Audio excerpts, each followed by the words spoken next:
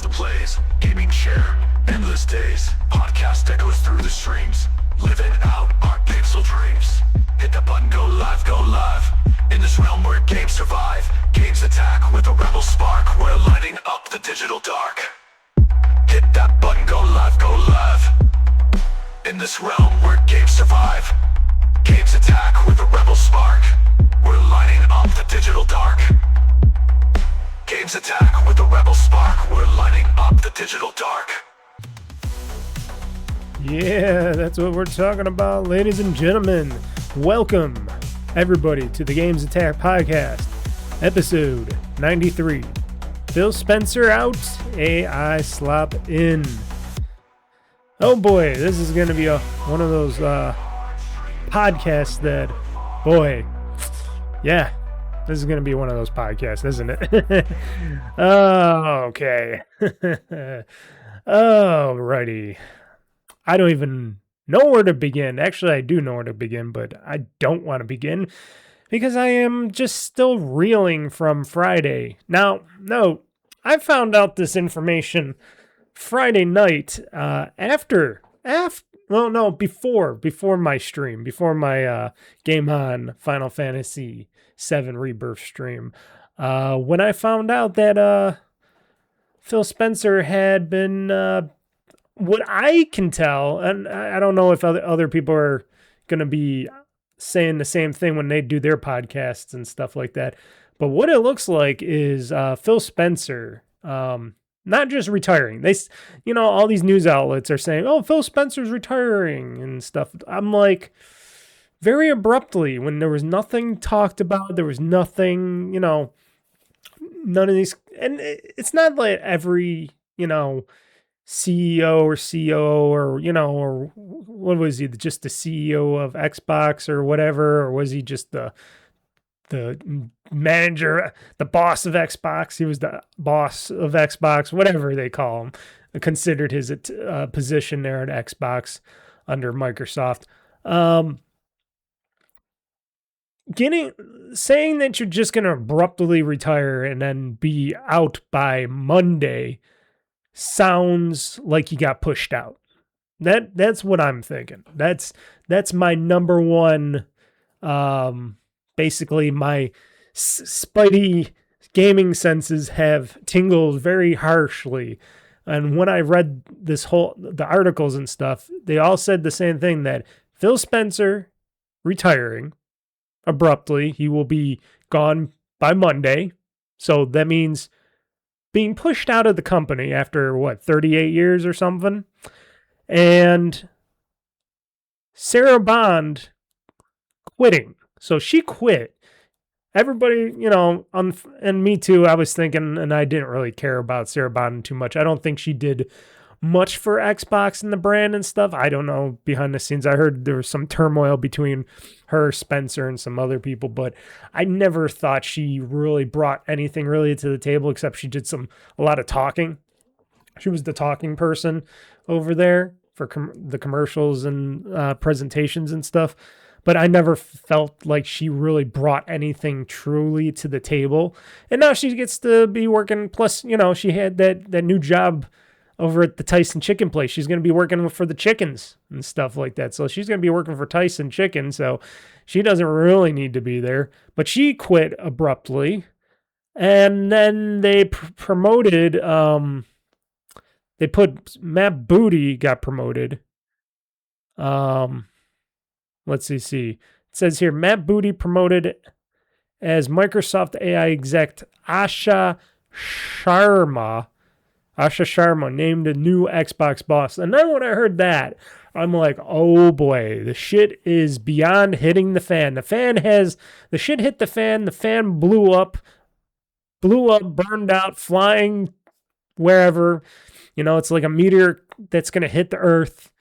And I'm like, oh, wow, this is not good. This is Microsoft really stirring that pot and really not putting any faith into its people, and really not reading the room at all. They're just tone deaf beyond tone deaf, and they don't care because they think they're going to keep still making money off of people. And eventually when the people leave, they're not going to make any money because they're just fucking things up left and right over there. And after seeing this, I have like very much no faith in Microsoft as a company anymore and their ability to run anything and the leadership there. And now for the Xbox part, even though I will still, cautiously be an Xbox supporter up to a point, to still buy games and stuff. If I see anything really, it's got to be bad enough. It's got to be, if I see anything that's really happening that's not in the good, going the right way, or if something really big happens, like let's just say they killed Game Pass or something, then you can consider me going jumping ship of that and just going pure PC, like Steam and PC and stuff from then there on. That's when I go, fuck Xbox, fuck Microsoft. I love this Microsoft points. I love the ecosystem that I was in, but if Microsoft's going to really do harm to this brand of the company, I'm just jumping ship. I'll go full PC, as they would say, and just be full steam ahead, as they would say, because Steam's got all the games anyways, and the sales and all that stuff. So I'd fully go Steam, because I would not go to PlayStation because, like I said, they're not really offering much of any values or anything like that. They don't really care too much about what they're putting out for gaming wise, even though they got, the God of War remakes coming, but that's just one thing. And there's nothing new, really good on the table that I consider a value for first person gaming, stuff like that. It's mostly still multiplayer, third-party stuff like that. And Nintendo does their Nintendo thing. And like I said, if they come out with like a Switch 2 Lite or something, or the Switch OLED, I would consider probably getting that. But Nintendo's hasn't been really on the highest on my lists right now because they haven't really been offering much and in games, for the new system. But I would consider getting like the new system if they had like an OLED version or a light version of the Switch 2, like they did with the Switch. I'm sure they might be coming off a Switch 2 Lite. That'd be pretty cool. But that'd be far, far, far along because remember, we're in a time of shortages here with hardware and everything else. So memory and storage space, not really the best time to be coming out with new handhelds and devices anytime soon. So, but the whole Phil Spenser just so-called abruptly retiring, and I know not every company, I know a lot of companies, people just abruptly retire and leave and stuff, but it would make people like me feel a lot better if Spencer said, I do feel like I should retire. And he was talking to people, he's talking to Nadella and all that. And he says, I think this would be a good time for me to retire. I think I'm going to retire. I got stuff planned. I want to get stuff done. I want to do other things. Let me make a statement to the people so the people don't think we're just abandoning them again, which this whole thing, this whole scarcity of comments or talk or anything, any of no announcements makes me believe fully that he was pushed out by the top execs and stuff over there, the bosses over there, and basically forced to retire. Even if he admits it or not, that's what I think. Especially when you got Sarah Bond, which everybody thought she was going to be the second and can be the next step up from him, and she just abruptly quits. That says something. That's a statement right there. You got Phil Spenser that is retiring as of Monday, as of this podcast going out, and then you got Sarah Bond, second in command of Xbox, just quitting. And none of this was like pre-planned or anything. They weren't like going and putting out a YouTube video or something saying, hey, this is Phil Spenser from Microsoft and Xbox. it's come to a sad conclusion, but I am planning to retire soon. You could have did this like weeks or months ago, and said, I'm planning on retiring. I plan on retiring at, by the Monday of February, blah, blah, blah, or whatever, and I am planning to do some other things with my life. I've been with this company for 38 plus years or whatever. This is not come out lightly. I just feel like, I am getting tired, blah, blah, blah. I've been doing a lot. I want to do some more gaming or something, throw in a few little things, but I love each and every one of you. You guys supported this company, supported this brand. You could have said a few things and said, thank you for all your stuff. I just wanted to let you guys know that. The company wants to let you know that. I don't want you guys freaking out thinking I'm getting pushed out or anything. It's about time for me to retire. And then Sarah Bond would go up and says, yes, and now that I'm a part of Tyson and all that, I don't want to be doing a double duty thing here. I am also leaving the company because we thought it would be a great idea, or it would be the best thing so you guys can have better leadership. And then Matt Booty could have came on and said, yeah, thank you guys. And we're going to have him help run things. And then they could have introduced Asha Shama. They could have did a nice little presentation saying, hey, everybody, don't worry. We know a lot of bullshit has been happening over the months, all these months leading up to this time. And we just don't want you guys to get blindsided again. But yet, in good old Microsoft fashion, we were blindsided again. Didn't I say that would happen? I said that would happen. I am not too happy about this. I know there's not going to be any talk of, nobody's going to really talk about this until after he's out, and maybe we'll hear more things and more stuff will come to light. But I know that in my heart that he was probably pushed out. Because I was even saying, because after all those layoffs, after all that other stuff, I'm like, we haven't heard much from him. We haven't heard much from him or Sarah Bond, especially in the past. Usually he was very talkative. He was very open. We used to watch him and Sarah on the streams and videos all the time, being all happy and stuff. And then all of a sudden, silence. You don't see anybody. Nobody. And it's like, why is Microsoft and them trying to cover all this shit up? Why is this company really so against the gamers and the people that, helped build the brand of Xbox and helped build Microsoft technically with software and stuff like that? They just really don't like their customers anymore, do they? And you got Nadella, the evil leadership of the company, which who knows if he'll get ousted or not. He's just still going full AI steam ahead here with all the bullshit and all the money and stuff that they're wasting on this AI bullshit is just not doing them any favors. It's just going to hurt them more than it helps. And we're not going to get decent products from this company. I don't think ever again. It would be a very long time before we get a decent product from this company ever again.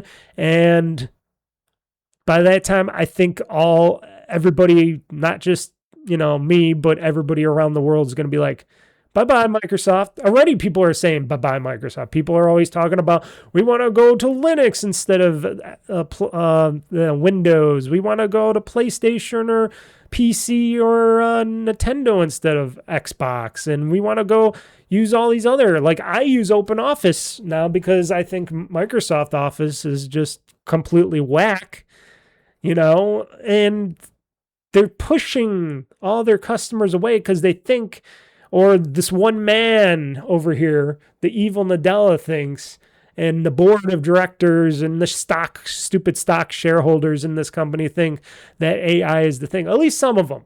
I've been hearing some pushback on some of the bigger shareholders in the company saying, what's with all this money we're spending on this AI? Are we getting any returns from it? We're not getting any returns from it. I'm surprised these so-called shareholders aren't just dropping anchor and saying, hey, we're pulling all our money out of this company or whatever. I'm surprised that nobody's done anything yet, because these people have not shown at all that this AI slop, and I know he hates it when we say it, but it's AI slop, and it is AI slop. It's not really good. Nobody likes it. And they keep pushing and pushing and pushing and putting this into this, more Copilot, more AI, this and that in every product. And they're just so tone deaf, just like the rest of the world is tone deaf, with all these companies thinking AI is going to be this thing and all it's going to do is create more harm than good. And I have no big problems with AI if it was done correctly, if it was done in a way where it's like, we'll do this on the side, we'll slowly, gradually make this AI thing a thing. It's not going to be sentient. It's not going to be this all end all be all thing, but we'll advance it until it gets really good. And then, we'll put in a few products here and there. We'll introduce it to people and see how they like it. No, they're just like stamp, stamp, stamp. This is going to be here if you like it or not. And that's when people like me go say, bye-bye, bye-bye. And I continue to buy games from my Xbox because they usually have some great sales going on, especially through Game Pass and stuff. And I still support that part of the company. But how much longer until I decide, like others, that I want to jump ship? Now, hearing me say that, you wouldn't think that because I'm the Microsoft fanboy here. But even I have my limits. I even said that in many podcasts before. Even I have my limits. And this is a big stab in the back, because they could have did better than just having a press release of, Phil Spenser's retiring as of Monday. So I'll read this article. So this is the article that I read on Friday after I woke up from my nap, because I didn't read any news articles throughout the day, no gaming articles or anything. I was just at work. I went home, ate, slept, because I was going to get ready for my nice stream. And then before my stream, I'm reading the news and I see the first major gaming headline, Phil Spenser retiring by Monday. I'm like, you got to be fucking kidding me. And then I got really pissed and bummed out. So Microsoft gaming CEO Phil Spenser, who has been with Microsoft since he joined as an intern in 1988. Now note, he's been there a long time. And with Xbox since the software giant launched its first console in 2001, is retiring. Sources familiar with the matter are not authorized to speak publicly, of course, because why would you? Because they know why this is going on. Or else if it was just a regular retirement, they would be speaking up. He would be speaking. He would be saying some stuff. But this isn't. This is a push out. Spenser's retirement is effective on Monday, February 23rd. That's the date of this podcast. Meanwhile, Xbox President Sarah Bond, long thought by many, both inside and outside of Microsoft, to be Spenser's heir apparent, has also resigned. So that right there says there's some big shit going on down inside Microsoft, some turmoil and shit. And these two people, well, she's jumping ship. He just went down with part of the ship, or they sent him down the Davy Jones locker. So the new CEO of Microsoft Gaming, here we go, will be Asha Sharma, currently the president of Microsoft's core AI product. So right there, that's where the big red flags and warning signs going, warning, warning, Will Robinson, warning, warning, Will Robinson, danger, danger, danger. Core AI. Couldn't pick anybody within just the Xbox, like Matt Booty. He's been the head of the Xbox, of stuff in Xbox and stuff. Or they could have got somebody from the outside and in the gaming industry to come in, somebody that was known to know how to do stuff, and brought him in and said, hey, this person was from Sony or Nintendo or something. We're bringing them in because we need somebody. We want to get somebody really good to run the Xbox gaming division. No, they picked a person that does AI.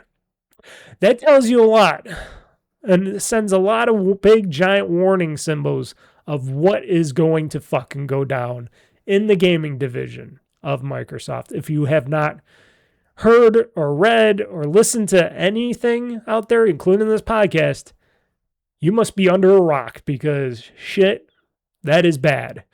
Finally, Xbox Game Studios head Matt Booty is being promoted to Chief Content Officer and will work closely with Sharma. Why they didn't, not that Matt Booty is the best guy I would pick, but at least he's a well-known guy within Xbox. Why didn't they just make him a CEO? Oh, because we want some more AI presence in Xbox. Even though a lot of people have been saying, no, we're not going to push AI into the gaming too much. But no, I think that's a lie. I think that's a pretty big lie there. I want to think, okay, let's see here. I think this is from Booty? Okay. Or is this from, this is from Nadella. Okay, so I guess this is from the CEO devil himself, Satya Nadella.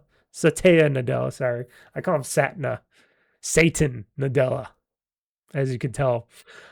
He stated in, I guess, an email, a company-wide email, I want to thank Phil for his extraordinary leadership and partnership. Microsoft CEO Satya Nadella, I'll call him Satya Nadella, stated in an email sent to Microsoft staff, over 38 years at the company. 38 years at Microsoft, including 12 years of leading gaming. Phil helped transform what we do and how we do it. Full emails from Nadella, Spenser, and Sharma and Booty are actually on this article as well. So Spenser in his email to Microsoft staff stated in part, last fall, I shared with Satya that I was thinking about stepping back and starting the next chapter of my life.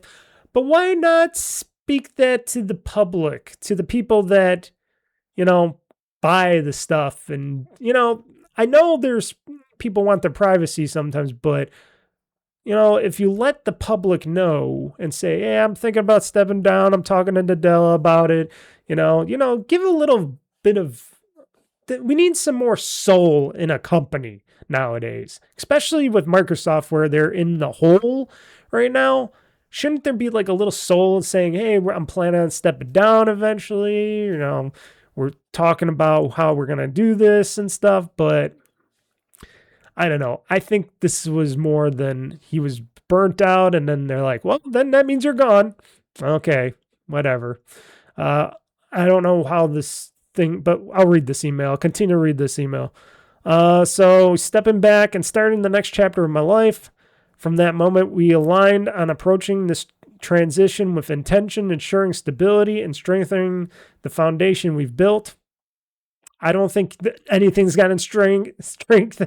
I don't think anything's stronger. I think it's been falling apart. I think it's really fallen apart. I think all the bolts and stuff have come out. The glue is melted away. I think the Xbox division is falling apart. I don't think it's strengthened anything. Xbox has always been more than a business. It's a vibrant community of players, creators, and teams who care deeply about what we build and how we build it, and it deserves a thoughtful, deliberate plan for the road ahead. Today marks an exciting new chapter for Microsoft Gaming as Asha Sharma steps into the role of CEO, and I want to be the first to welcome her to this incredible team. Working with her over the past several months has given me tremendous confidence. How much of this bullshit is like pushed on what he had to say? Because I'm sure he just doesn't want to burn down the bridge and burn down the company as he walks on and say, yeah, this thing ain't going good. I'm getting sick and tired of this company. It's time for me to leave, blah, blah, blah. They want to do it in a nice kind of way, But in behind all the smoke and mirrors, it's just like, they're putting in an AI person. Something that people really don't want. And they're not putting in people that were gamers, that were in the gaming industry, that know about the industry. They're putting in an AI, a core AI executive in charge of the gaming division. That doesn't seem good to me. That doesn't seem right. That's a no-no. That's definitely, especially with all the hatred for AI, and you're putting in leadership an AI executive. Read the room, people. Read the room. He says a bunch of other stuff. You know, she brings genuine curiosity, clarity, and deep commitment, understanding players, creators, blah, blah, blah, blah, blah. I'm not even going to... Apparently, he states he's going to be, I'll remain in an advisory role through the summer to support a smooth handoff. Okay, but if you're leaving on Monday, what's your advisory role going to be? So I guess he's still going to be like behind the scenes advising throughout the summer to support a smooth okay, whatever. The only thing is about her, and this has nothing to do with the product or the division, she does look very, very lovely. She looks very lovely, and she's very cute, let's just say. But that doesn't bring anything to the gaming table. I'm sorry. You can put a lovely face on that, but still, she comes from a deep, dark area of the company and what the area of business where people do not like right now. Also, you got to listen to the rest of this, who she was before Microsoft, because she only joined Microsoft in 2024. So she hasn't been with the company more than 2 years. 2024 to 2025, 2025 to 2026. Not even 2 years with the company. And they're putting her in the leadership of the Xbox gaming division. Talk about credibility and not really being what's that word? Not being I'm trying to think of that word. Not being right for the job role. She's not qualified. There we go. She's not qualified to run the Xbox division, but yet somehow, somewhere, some way, they put her in the big seat of running Xbox in the division of Xbox. Have things gone really whack here? Okay, so Sharma. It makes me sound, her last name sounds like this food that people would eat. Oh, I want some of the Sharma, you know, that meat stuff on the thing, you know. That's what I'm thinking of when I hear her last name, Asha Sharma. Like I said, she's got a pretty face, but that's all. So she was the former the former VP of Product and Engineering at Meta Social Media, aka what they do, AI and social media. So that's a big red flag right there. And former Instacart CEO. Okay. Who is also a board member of the Home Depot. Because you know what? Microsoft would love as their CEO of gaming over there is somebody that works with wood all the time. Wooden tools. That's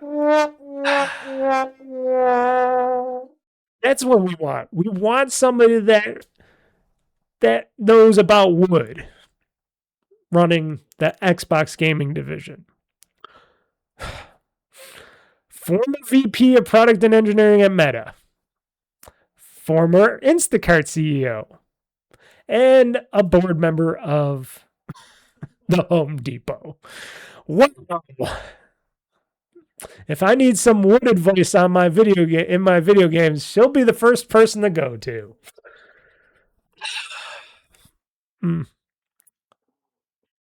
I'm looking at you guys. I have no faith in this lady. I have no faith in this woman. Matt Booty, little bit, because he's been there for a while. We know him. We know his face. Her, I have no faith. I'm sorry. You can call me whatever you want to call me. I have no faith in this woman. I have no faith. I wonder if it's one of those DI hires as well. No offense to her. Like I said, she's a very lovely woman. She's got what of a background and stuff like that.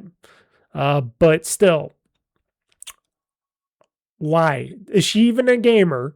Does she play any games? Does she know what a video game is? I don't think if you're running Meta engineering of product and engineer Meta and Instacart CEO and a board member of Wood, that is the Home Depot, that you play many games.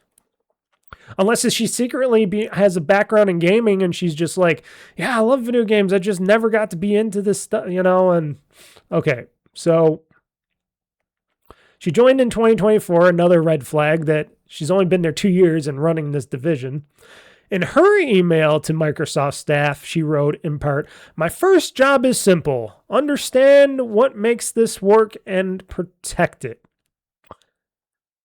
Okay, my first job is simple. Understand what makes this work and protect it.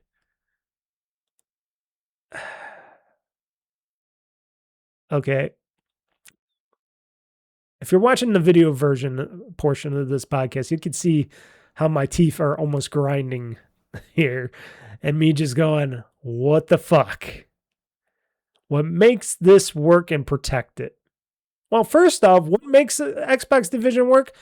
Gamers wanting to buy great games from that said division at Xbox and having decent priced consoles that work well, that people want to be willing to purchase and buy to play those said games. And if we're still going to continue this whole thing where we're going to actually put our games on mostly every platform, and we're still working with PC stuff mostly and trying to get some of those games to be played on PC, okay. But protect it. Protect it. Yeah, it's okay. That starts with 3 commitments. Okay, here we go. We got her 3 commitments, people. Sharma's 3 commitments to this new thing that she's doing here. First, great games. Yeah. Okay. Everything begins here. We must have great games beloved by players before we do anything. Before we do anything, they've been making great games. Now, note, not every game is a big success, but a lot of them been great games. Over the past year and a half or so, they've been coming out with everything. Vowed, The Outer Worlds 2, even though people haven't been taken to that as well, which I don't know if it's just, biased or whatnot, or if it's because Microsoft keeps fucking sticking a nail in everything and trying to rip people off by upping prices and trying to make games $80 and fucking up products and stuff because they can't just leave things alone and let people just gravitate to them naturally because they got to always try to raise money for their AI bullshit slop initiative. Okay, but we'll keep going on here. Unforgettable characters, stories that make us feel innovative gameplay. Wait, makes us feel, okay, her sentencing here. Unforgettable characters, stories that make us feel. This definitely sounds like something out of like one of the gaming playbooks. Like you hear this in a commercial. Innovative gameplay and creative excellence. And creative excellence. What does that fucking even mean? What does creative excellence fucking mean? I couldn't tell you. I would like her to go beyond what that means. Innovative gameplay, stories that make us feel, unforgettable characters. Well, we had those, and then everything got started flushed down the toilet because Microsoft and Xbox and all of them kept fucking straying away instead of diving hard and deeper into the character lores of some stuff. It's like the whole Cortana thing. They basically killed and swept Cortana under the rug. She was a great thing. She was the digital sex symbol. I'm just saying that in the gaming world. Her and Master Chief, you got Marcus Phoenix, Gears of War and stuff like that. You got, I'm trying to think of the other people here. You got the cars of Forza. You had a lot of great stuff. And they are coming back out with stuff like, Forza Horizon in Japan. They're coming out with the new Gears prequel, and then the Fable game is coming back. Hopefully it's going to be really good. And then you got all the Activision Blizzard characters and everybody else, and you got Rare, you got all these other things. So yeah, you got plenty of playground and plenty of resources to pick from to make great games with. But it doesn't work if you're going to charge an arm and a leg, stick AI bullshit into it, and call it a day. That's not going to sell. Okay. Let's see here. Okay, here we go. Where will we go? We will empower our studios, invest in iconic franchises, and back bold new ideas.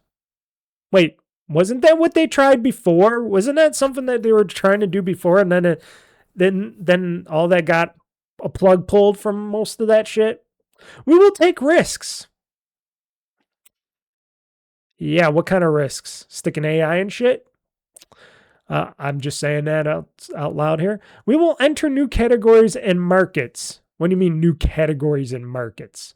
You're in the gaming division. Your market is gamers in the gaming place. That means you try to put your games out on PC, PlayStation, Nintendo, and Xbox. Or if what I've been hearing also, maybe we'll go back to putting everything as exclusive to Xbox again. And I'm like, why would you want to confuse everybody again? Okay, anyways, we'll continue here.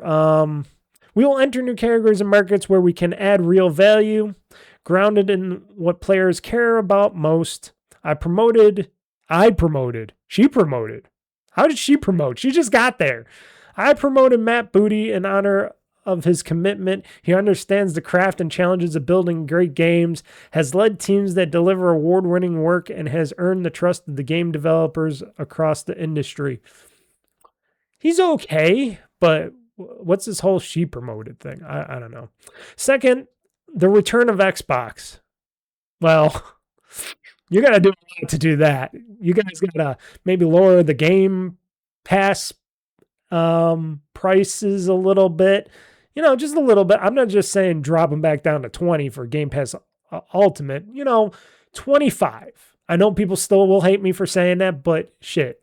If you want more content in Game Pass, people still crying and whining, even though I think there's still tons of value in Game Pass, but bring back some of those sales, bring back some of that extra stuff. Keep it as 25 and keep everything else as 15 or something. Then there you go. I don't know. Offer great sales on people that are using Game Pass to play games and then say, oh, you like this game a lot. Why don't you buy it for half the price or something? I don't know. Do stuff like that to get people enticed to buy your products. I don't know. As a guy that's been playing games and buying games and been outside the industry looking at all this stuff, and I know about selling things, a few things here and there. Yeah, maybe they should try better deals. Because remember, gaming is expensive, especially now more than ever. And you got to think of how to get these people that can't afford to game or play games to get into this ecosystem here. So eventually they can start trusting you guys to pay more, buy more, and stuff like that to give you a good source of extra revenue going in, and not saying, well, we can't afford this console because it's over $1,000, because that's where consoles are heading. Just saying. Second, the return of Xbox. We will recommit to our core Xbox fans and players. We will recommit. You guys burn that bridge, or before she got there, they burned that bridge so badly that a lot of gamers out there that are Xbox gamers have jumped ship. A lot of other people, and then you got the whiners from the outside saying, we'll never do Xbox because they're too unpredictable and stuff. And then you got Sony and everybody that's still doing the same thing. At least they're consistent in what they do. Microsoft, they're just, on the Xbox and the Microsoft side, they're just jumping all around and not staying put. They can't stay put. That's why the division's been crumbling, and then you got the AI bullshit and the bad leadership on the top, fucking things over left and right and raising prices, dropping prices. They don't know what the fuck they're doing. They're just throwing shit against the wall each and every turn. Those who've invested with us for the past 25 years, the core Xbox fans and players those who've had invested with us for the past 25 years, that would be me. You're welcome, Microsoft, for making a lot of money off of me. And to the developers who build expansive universes and experiences that are embraced by players across the world. We will celebrate our roots with the new renewed commitment to Xbox starting with console. Xbox starting with console. That's a weird sentence, which has shaped who we are. And then you guys basically shot it to shit and let it hit the iceberg, and now it's like with the consoles right now. Yeah, that all started with Don Matrick in the leadership at that time. That all started with them. And then Phil tried to bucket out the water, but it wasn't working because, gamers are fickle out there and people are fickle and they just can't, after one mishap, they're like, nah, fuck it, we're going to PlayStation and elsewhere because we can't handle a little change on that stuff. Which, the whole TV thing, yes, it wasn't the best idea, but once they got back, which they should have did in the first place, said, no, this is a gaming console first, but we're really supporting you guys that also watch TV. So if you got your cable thing hooked up to it and all that other stuff, or like I did, I have my satellite TV hooked up to it. It was a great thing because I had that second screen. I can watch my TV and play my games on the main thing. That was some good ideas. The Kinect was okay. I know a lot of people didn't like it. I think it didn't have to be this super expensive big thing that they made you get. They could have been like a little camera with a little microphone, and it could have been the whole thing because I like talking to Cortana and saying Xbox on, Xbox off. I missed that. That was great shit. Oh, Xbox go to this, Xbox go to that. I did like that. That worked well for me. It worked well for me. I'm just saying. They could have kept that. They could have kept some of that stuff. Let's see here. Did I say this? Expansive universes that are embraced by players across the world. We will celebrate our roots with renewed commitment to Xbox, starting with, I already talked about that. It connects us to players and fans who invest in Xbox and to the developers who build ambitious experiences for it. He keeps talking about that. She talks about that a lot of stuff. Gaming now lives across devices, not within the limits of any single piece of hardware. As we expand across PC, mobile, and cloud, Xbox should feel seamless, instant, and worthy of communities we serve. We will break down barriers so developers can build once and reach players everywhere without compromise. This whole thing that she wrote, this whole so-called her letter here, her email here, it all sounds like it was ripped out, not only used by AI, but this was all ripped out of somebody else's comments about some other shit, and then they just threw in gaming. This is stuff that I hear constantly across like every business. The same shit that they say, well, we're expand across this, that. I heard this speech many times before, right? This is all the same stuff. This is just stuff that she threw in there to make people think that she's going to be the big part of this, that she's going to make this right. Lady, I am sorry to say you got a lot of work ahead of you. A lot of work. So you better bring a lot of Sharma across the board to get this shit to work. Okay, here's the third one. Third, future of play. We are witnessing the reinvention of play. What? We don't have to reinvent play. Play has always been play. There's no reinvention of play. That is a wrong comment. Wrong statement right there. To meet the moment, we will invent new business models and new ways to play by learning or leaning into what we already have, iconic teams, characters, and worlds that people love. She keeps going back with every statement.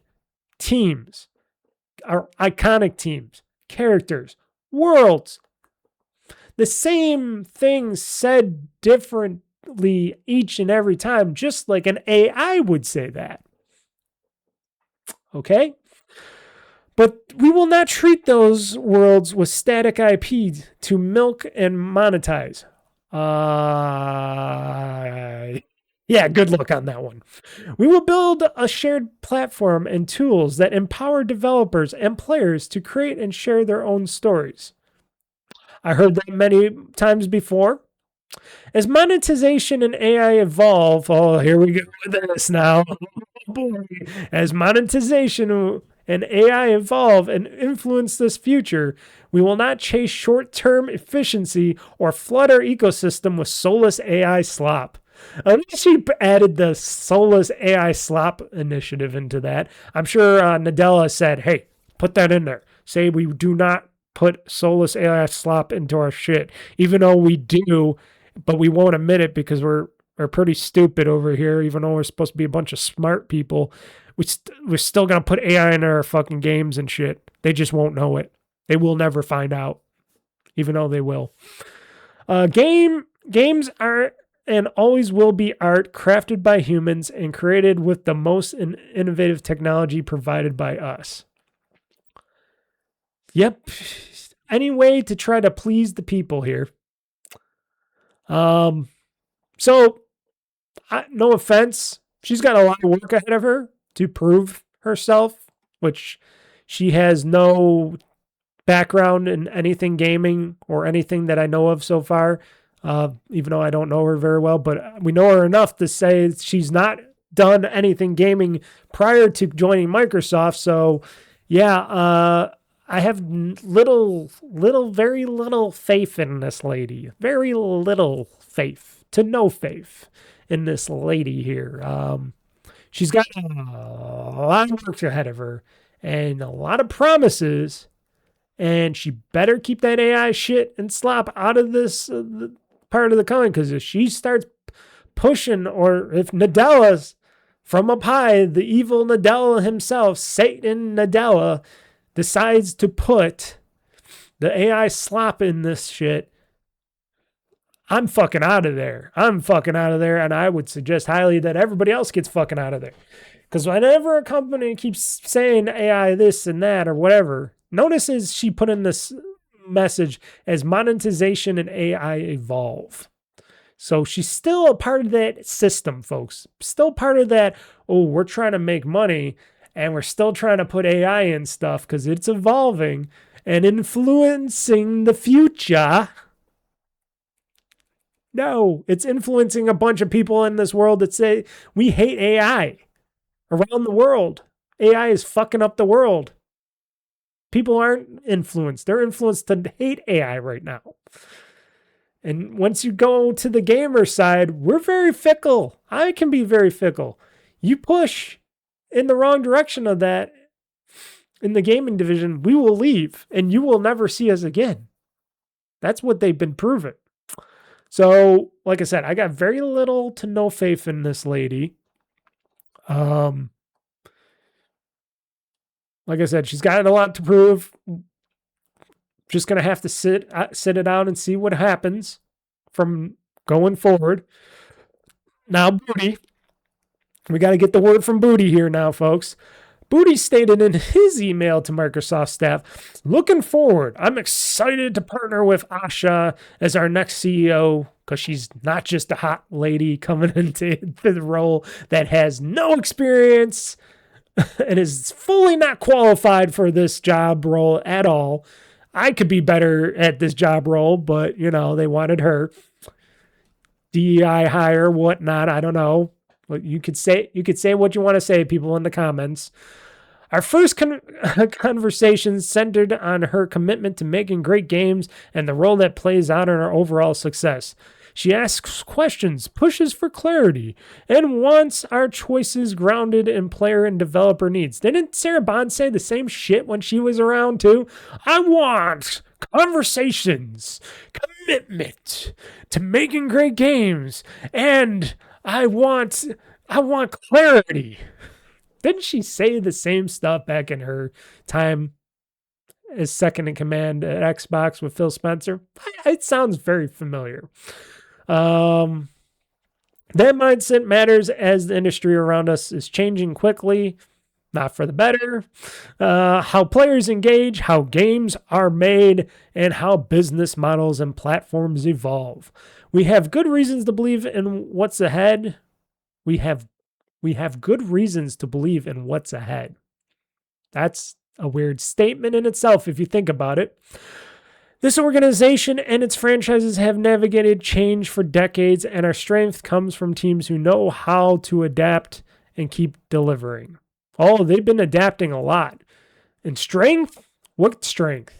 they're all petrified that they're going to lose their jobs in the next few months to either AI or just getting pushed out of the company because they need more money for their AI bullshit. Their confidence is grounded in a strong pipeline of established franchises, which we don't establish too much at all. And then we pull the plugs on a lot of stuff. New bets we believe in, and clear player demand for what we are building. Because they really ask the players. And if they only ask influencers and shit like that, they can go fuck themselves because influencers don't know what the fuck they're talking about. And if that's what they're talking about here, then yeah, fuck you guys. I'm going home. I'm taking my gaming system and I'm going home. Well, oh, wait, I'm already home. So yeah, I'll just unplug you guys from this. Okay. Bond joined Xbox in 2017 following a stint as an executive at T-Mobile. This after both her parents worked in the telecom industry as Xbox corporate vice president of biz dev and partnership. She became corporate vice president of game creator experience and ecosystems after that before being named president of Xbox in 2022. Why did they just... Okay, this is a weird thing that they just jumped into. So Sarah Bond came from the T-Mobile world. Okay, whatever. T-Mobile's okay. They're the... T-Mobile owns my Mint Mobile, so, you know, they're providing me with my wireless signal. Spencer was named head of Xbox in March of 2014 after a certain Stan Matrix tried to sink the ship. Yep. When he was tasked for writing the ship. I just said that. That made a number of product choices and policy decisions that rubbed core gamers the wrong way in the run-up to the launch of the Xbox One. Meaning that Don Matrix and some of the leadership at the Xbox and Microsoft at the time were really have their heads up their asses. Yep. Just saying that. They're talking a lot about stuff here. And they did a lot of great things, and he tried to do a lot of different things to, you know, make it better for gamers and gaming and stuff. I'm not going to go read every little thing here. Nintendo has a speech email here. I don't know if I really want to read his, because all I can say is he's definitely not a gamer. He does not care about the gaming division of Microsoft. I can tell you that, folks, from the beginning. He was thinking of ways to push out the Xbox division, like he did with the phone division and a couple other divisions. He was thinking of trying to move Xbox somewhere or sell it or something at the time. But, you know, Phil Spenser and people went up to him and said, hey, we want to keep this gaming division. He wanted to kill it. You're talking about Satan Nadella here. He wanted to kill Xbox. So anything he says in this email, I have very little to no respect, and I don't believe a damn word he says, but I'm going to read this anyways because he wrote something. I'm probably not going to read all of it because this podcast would go on way too long here, but it's already going to be a long podcast.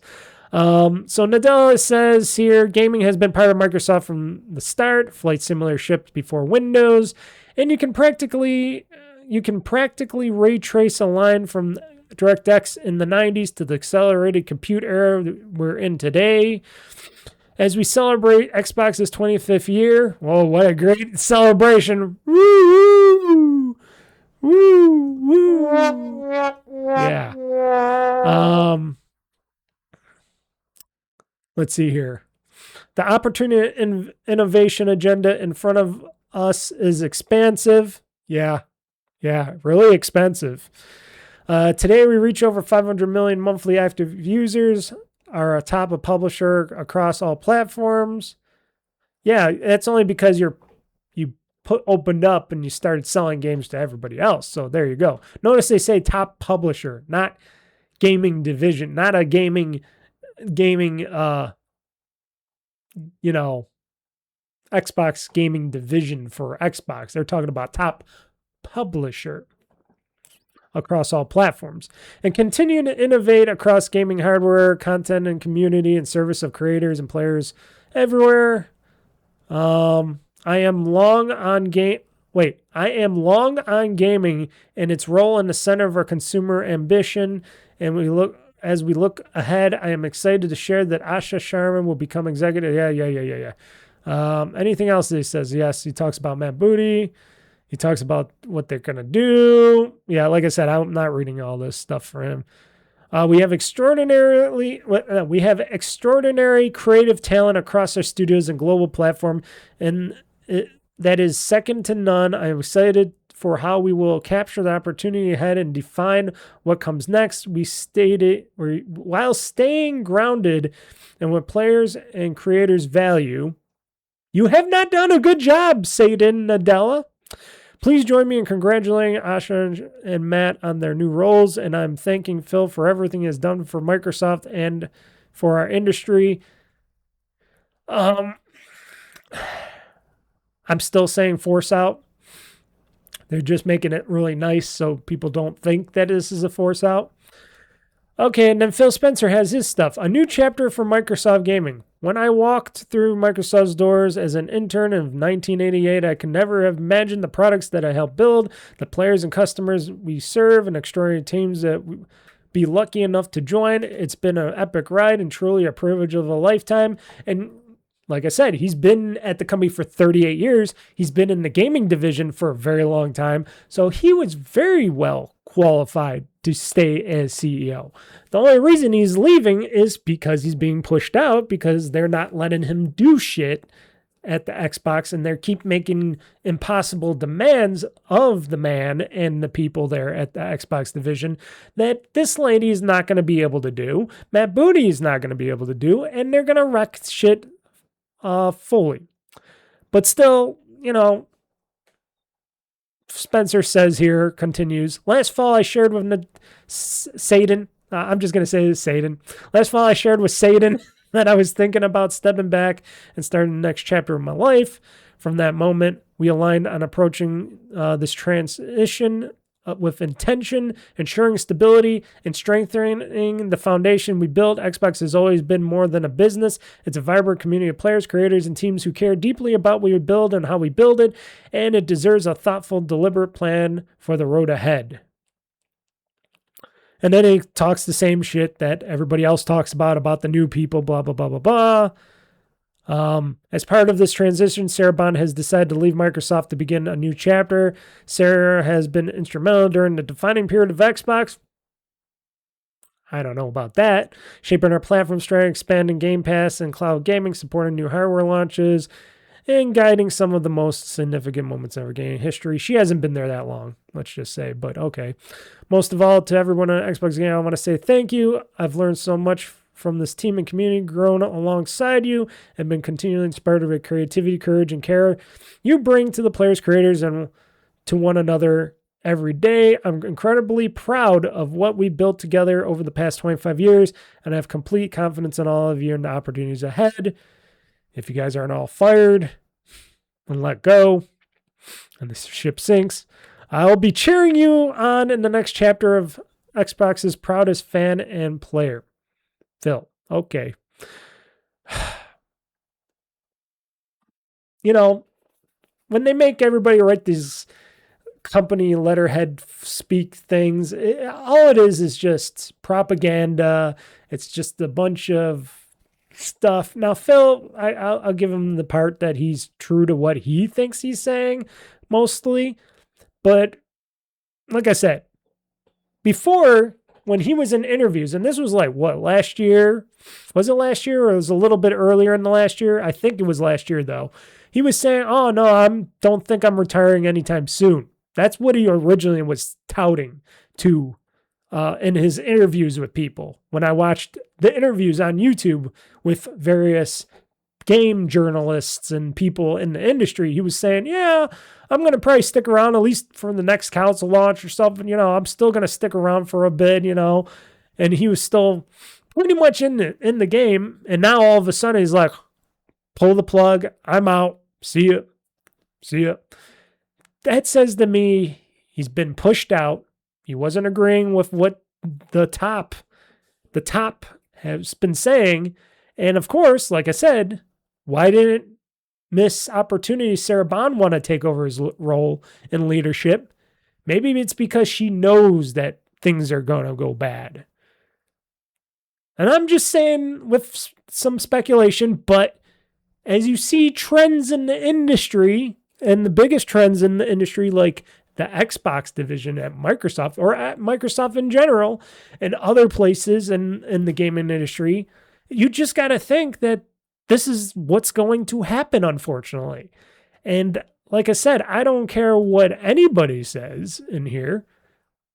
I know that from, years of my experience here, years of seeing this stuff happen, and I've been in, I haven't been in the gaming industry, but in my lines of work and stuff, I hear the same stuff, the same talks, the same everything from everybody when I worked at many companies before, and I heard the same speeches, same emails, read the same emails, and I knew from years of experience, me working in places, that's all a bunch of, oh, we got to pad this to make people feel good because they don't know what the fuck is really coming.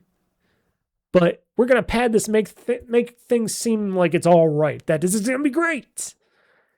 And it's never like that. Like I said, currently I work in a situation where, people unplug, move, shuffle around, blah, blah, blah, blah, blah. And it's like, I'll stay at this place. I'll keep on my ship because I'm going through this right now as well.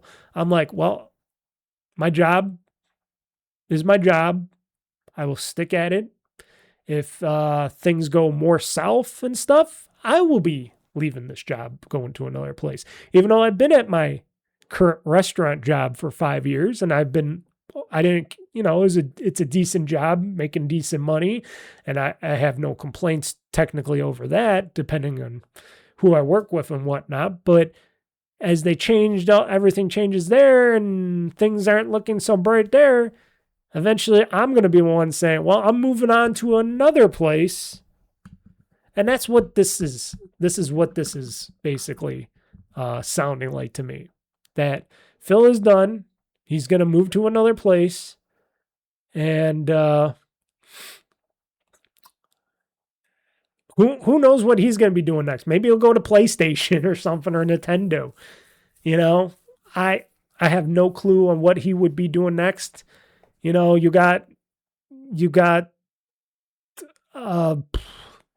people like Major Nelson and stuff where he went to another place. He went to, whatchamacallit, to, what's that place called? I'm trying to look here. Is it on here?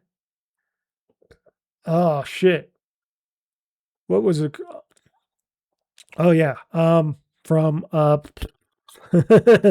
know I'm jumbling my words here because I'm trying to remember what's it called? What's that game?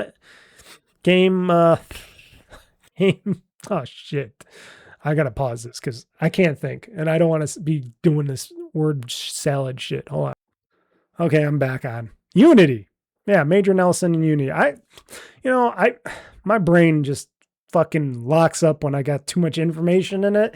And I was just thinking it. So I got all these other articles. I'm just canceling some of these articles because it's like, I just don't want to hear any of that stuff from, it's all the same stuff talked about in these articles. So I'm trying to, and the rest of the industry out there and former industry and other stuff, leaders out there are expressing their stuff and saying, hey, congratulations, Phil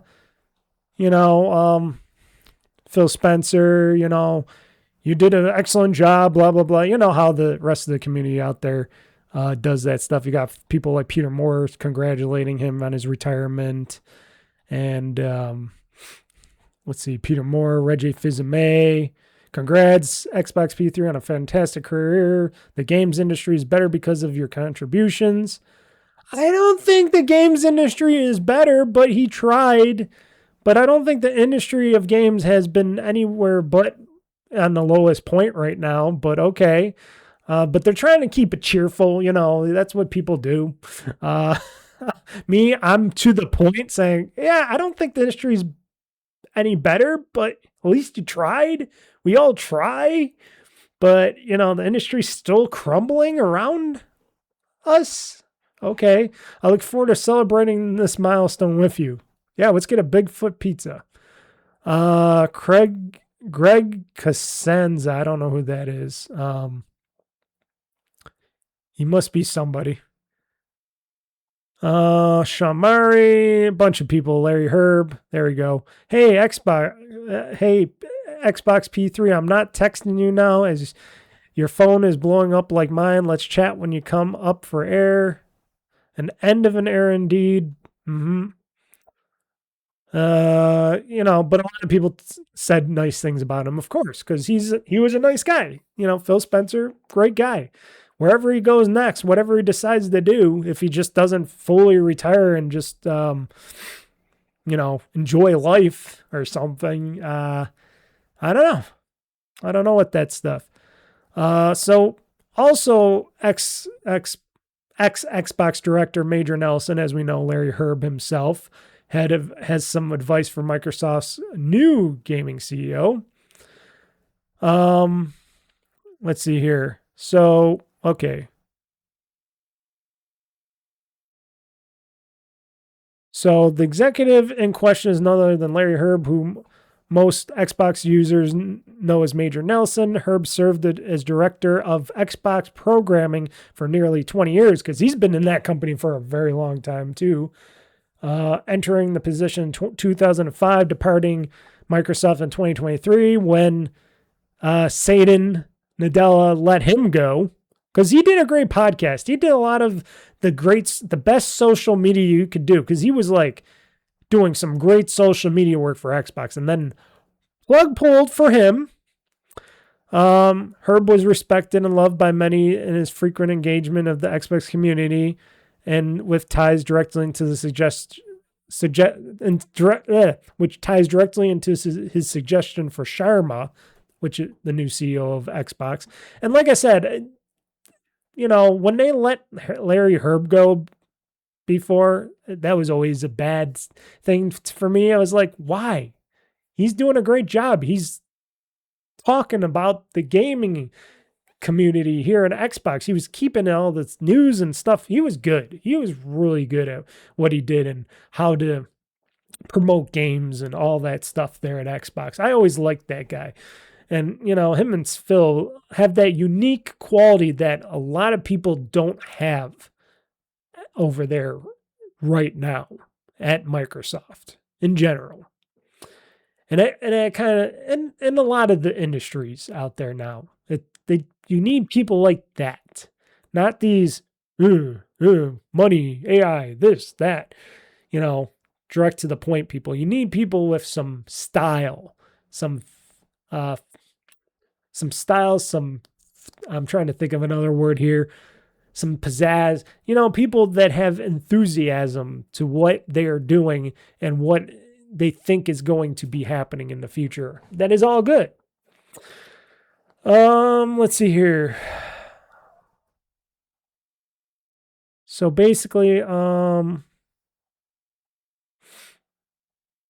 they didn't say what he said here though. I'm trying to think.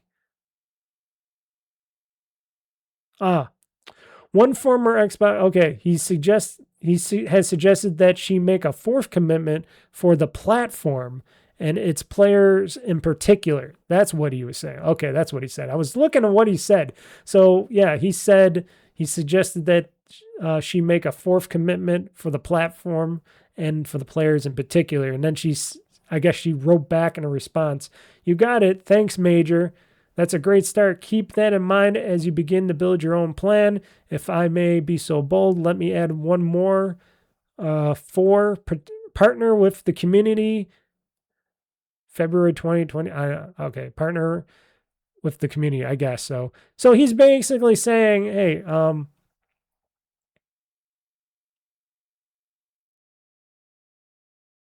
let's see here. If you ask me, this is a sound piece of advice and one that I'd argue extremely relevant and important to heed for the Xbox brand right now. In the last few years, Xbox fans have expressed a lot of frustration with how it's been managed. And even if there are major benefits to reap from the direction Microsoft is taking it in, and there are some good things. Like I said, multi-platform for the games, meaning they get to be sold better. Game Pass has been doing well for me. Game Pass Ultimate, I've been loving so many games coming on that. And they still do have game sales on there. I thought they were supposed to take away the game sales and stuff and taking away saving money on games when they're in Game Pass or something, but that still seems like it's happening. So I don't know what people are saying by, they don't have any sales anymore in Game Pass. And I'm like, all the games that I've been playing are always on sale. So I don't know. It depends on the people and stuff like that. So they have been doing some stuff. It's just most gamers want that hardware to go along with it, and they want those. And people still think exclusive. I thought that way, but then I'm like, well, why not sell these games to more players? Because then they can game on more platforms and stuff. And if you want an Xbox, you get an Xbox. If you want a PlayStation, get a PlayStation to play this game, or a Nintendo Switch, or a PC. To me, it doesn't matter as long as this game is going to be good and it comes out and you can play it. That's what I'm thinking now. Even though I still want my achievements, but that's just a little thing for me. But overall, I am just really stunned and like put aside right now by all this stuff. And I talked a lot about this already. You can tell over almost an hour. Well, over an hour. I'm not even going to say over an hour because some of it was just me starting off, but I am flabbergasted in the bad way that this has been pushed out at a weird time. This is like the weirdest time. And I know there's privacy concerns and all this other bullshit, but why can't people just be real? Why can't we just have realism in, a company, in the corporate structure? It's not just business. You got people that care about these people, that if they see these people gone or whatnot, then your whole idea and brand and all that stuff just goes down the toilet. And for somebody like me, that I think I'm like, okay, you haven't said anything. There has been complete silence throughout the gaming part of Xbox and Microsoft for a very long time now. You do your little, games showcase thing there, but nobody was showing up on it. Not Phil, not Sarah, nobody. And then all of a sudden now in almost the end of February, it's just like, oh, we're pulling the plug. I'm out of here. Bye. I'm retiring. But if they would at least, or if Spencer himself, if I was in that leadership, if I was running Xbox or anything and I was like planning on leaving, and it would be like months ahead of time or something, I'm starting to transition stuff, I would let people know, a little bit. I'd be just like, hey guys, just letting everybody know not to worry and stuff, but I am planning on leaving my post and leaving this division in the next some months, depending on how long it takes me to get this other person in the leadership role. Because I feel like it's time for me to retire. But I want to let people know ahead of time so nobody freaks out or anything. It's just, something I'm thinking about. I want to go fishing and I want to try some other things. I think this is a great time to do that. We're not in any super crunches or console launches or anything like that. And, I'd be like, hey, I just want to let the fans and the people know that I'm still going to be playing games and supporting this, Xbox franchise or whatever, do a little speech and say, hey, but, in the next couple months, you might not hear from me a bit or at all, because I am actively trying to get everybody, working together, get the new people in, and then we'll announce what we're going to be, who's going to be taking over my position when the time comes. I'm doing some training. I'm going to be doing a lot of work. I'm going to be very, very busy, so I won't be able to talk to anybody. Plus, we got to have some confidentiality right now. So everybody hold on tight, because we'll announce things at a later date when it comes. But then I will eventually retire, and I want to leave this division in the best hands to somebody. Give people comfort and say, hey, I personally don't want just any Joe Schmo in here. I want somebody that's going to be dedicated to you, the gamers.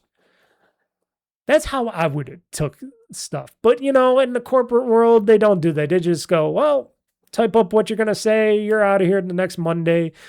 Here, hopefully he's got some golden parachute or something that they give him at the end. Hopefully he's made some money. I hope. Hopefully that's all good for his retirement or whatever. And I'm wondering what Phil would do next beyond that, because he's been at Microsoft for 38 years. So him wanting to retire after 38 years of being at Microsoft, yeah, that's a possibility. But I still pretty much think that Satan Nadella over here, there we go, has been the one pushing him out, and the leadership at Microsoft. Because it just doesn't feel right. This whole thing doesn't feel right, especially when Sarah Bond's now also jumping ship right away at the same time. Does that seem very convenient to you? It must have been something she didn't smell cooking right. She didn't like something there. She didn't like at all, that she's like, okay, I got Tyson Foods and stuff like that, so I am going to leave this part of the company, because I thought she was all up for running things and doing things, because I heard behind the scenes that she wanted to eventually run Xbox and stuff like that after Phil and whatnot, but that's not happened. That has not happened. So to me, this sounds very eerie and not comforting. And a lot of people, a lot of gamers I've been already hearing out there are not happy. They're saying this is still a sinking ship, but I will still wait and see. I will still buy the games. Well, what aren't on Game Pass, of course, and I will still be in this ecosystem.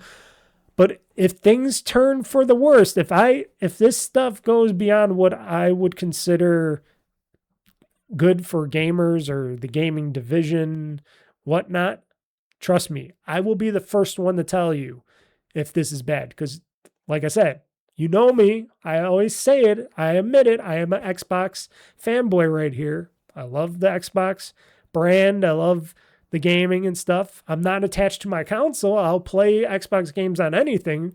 Mostly it's been PC, but I'm still attached to the brand. But if I smell what the company is cooking and I don't like what they're doing, and they put in slop, like AI slop or something, or do something else to make things worse, I will let you damn know that don't like that. And I will go just say, hey, okay, I'm done. Achievements or not, sales, Xbox Game Pass or not, I will jump that ship. I will go to Steam. I will buy games on Steam more. I will, eventually buy it, like I said, the Switch and stuff. And I will leave anything Xbox behind me, except for my Xbox One X. I do like that handheld. It is a very good handheld to play games on. But, and I'm not going to go crazy and say, oh, I'm not going to use Windows anymore. I'm going to jump ship from that. No. I'm going to still be a Windows guy for as long as possible. But like I said, going forward, it's going to be, and excuse me, I'm playing with my microphone here. It's going to be a wait and see approach. And I know I said this many times before, but I am very reluctant to see anything good coming out of this. Now, Sharma, she could prove me wrong. Her and Booty can prove me wrong. Sharma and Booty could prove me wrong, and they can make the Xbox brand stronger again. They can maybe reduce some pricing on the Xbox Game Pass thing or something, or try to convince them to lower the price on Xbox Game Pass Ultimate a little bit. Like I said, just do it like $5 or something on that or whatever. And then introduce more of these games from these great franchises that we love. Introduce new franchises. Invest in that stuff. Don't push AI at all. Don't even talk too much about AI at all. I don't want to hear. If I hear, and going forward, tons of AI this, tons of AI that in the gaming division, I am gonna fucking scream and go, fuck all you. Fuck this shit. Because if me and a bunch of other people hate and gamers hear that, we're out. You know it. Everybody knows that. So they got to be very careful of what they do, especially Sharma, because she's the leader of the core AI team over there and stuff like that. So, and she comes from a social media background and would. She's got a lot to prove.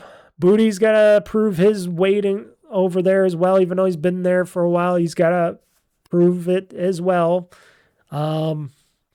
They just got to keep these franchises alive. They got to keep these franchises going. And,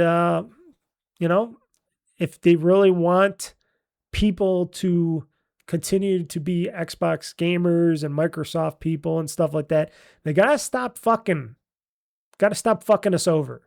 If this company keeps fucking us over, layoffs, first it was a bunch of layoffs, then it was price hikes, then it was, talking about, we're doing this, now AI bullshit, and then going forward, we're leaving people behind, forcing out CEOs and stuff like that, not the right CEOs, but, of the gaming division and stuff. It has not been a good road. It's just one hit after another over at Xbox and that division and all of Microsoft. Let's just say, I'm not going to even just put it at just the Xbox, but all of Microsoft, one hit after another.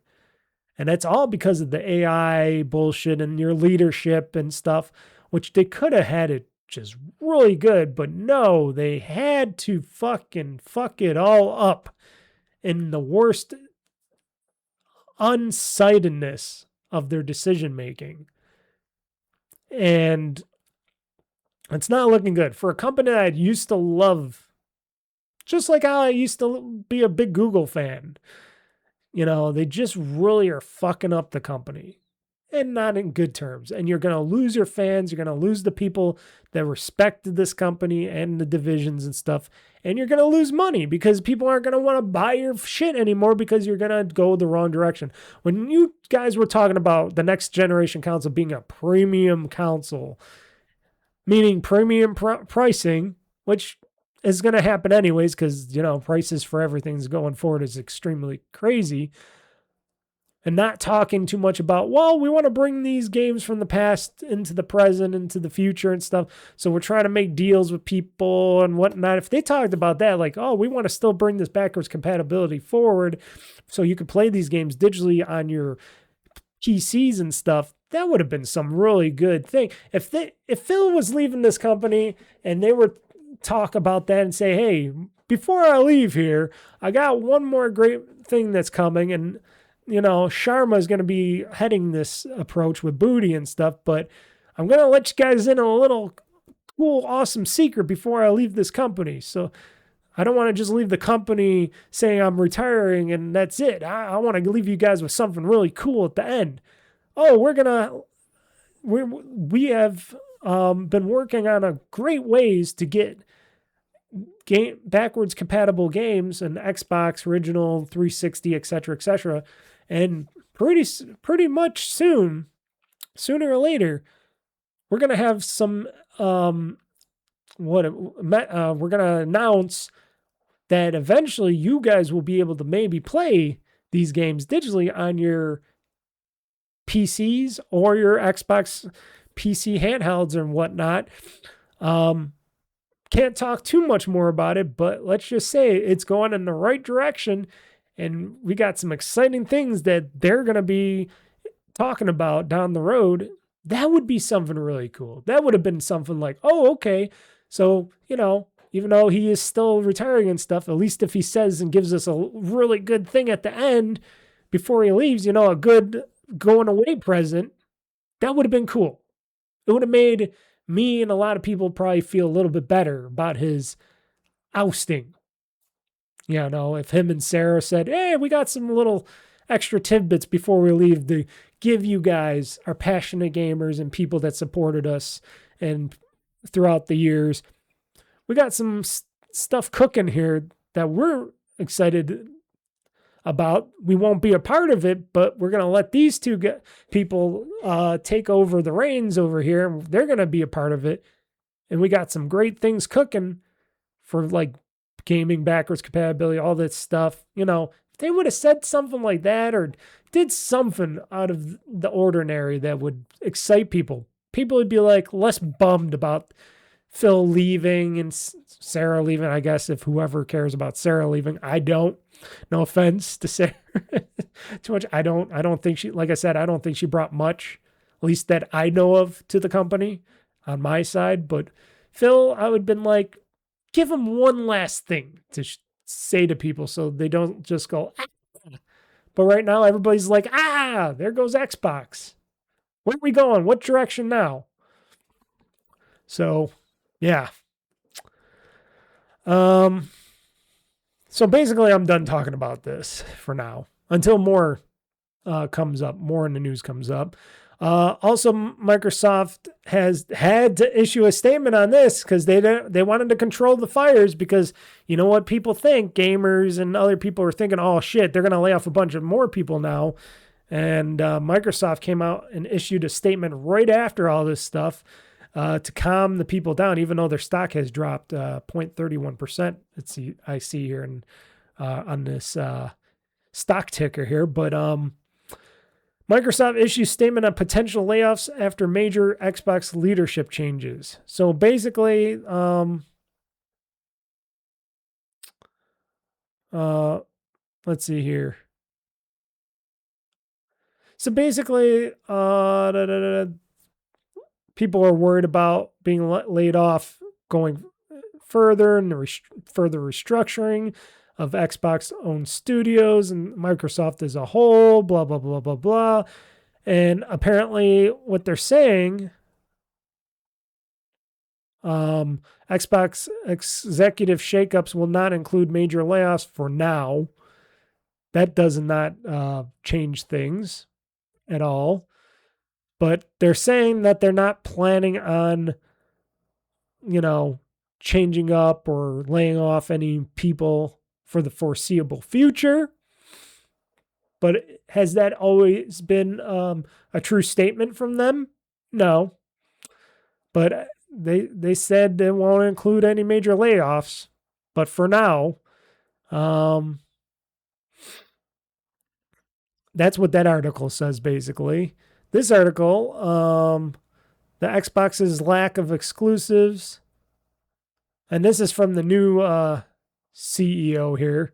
I guess the new CEO says, "We hear you. We'll see if Asha Sharma actually takes stuff to heart." See, exclusives. I don't care about Xbox exclusivity. I'm sorry. As some of you other passionate Xbox gamers or gamers in general, PlayStation gamers, Nintendo's different. Nintendo is like, yeah, you could put a Mario on an Xbox or a PlayStation or PC in general. I don't know. Generally, but there's something about you pretty much want to only play most of those games on a Nintendo hardware. It's something about the Nintendo character brand that it's like, feels kind of weird if I was going to play a Mario Brothers game on an Xbox or a PlayStation or something, you know what I mean? But, I do play some of those older Nintendo things and ROMs and stuff on a PC, and it's still fun playing some stuff, but some of that stuff, but otherwise, I think Nintendo's the most major brand that you would just want to play those games exclusively on. That their first party games and stuff like that should only be played on that set of hardware. You know what I mean?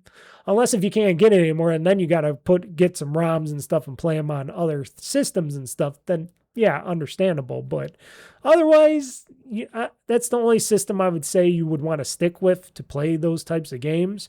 But if it's PlayStation games or Xbox games or, PC games, stuff like that, those Microsoft's selling these games elsewhere. And if Sony decides to eventually come out of their shell and do the same thing, because eventually they're not going to be, able to keep affording to make money off of exclusivity of their systems, because how many people are going to keep buying PlayStations out there when their PlayStation systems aren't offering the value like they used to back in the day and giving players the amount of games and stuff that actually makes those systems worthwhile.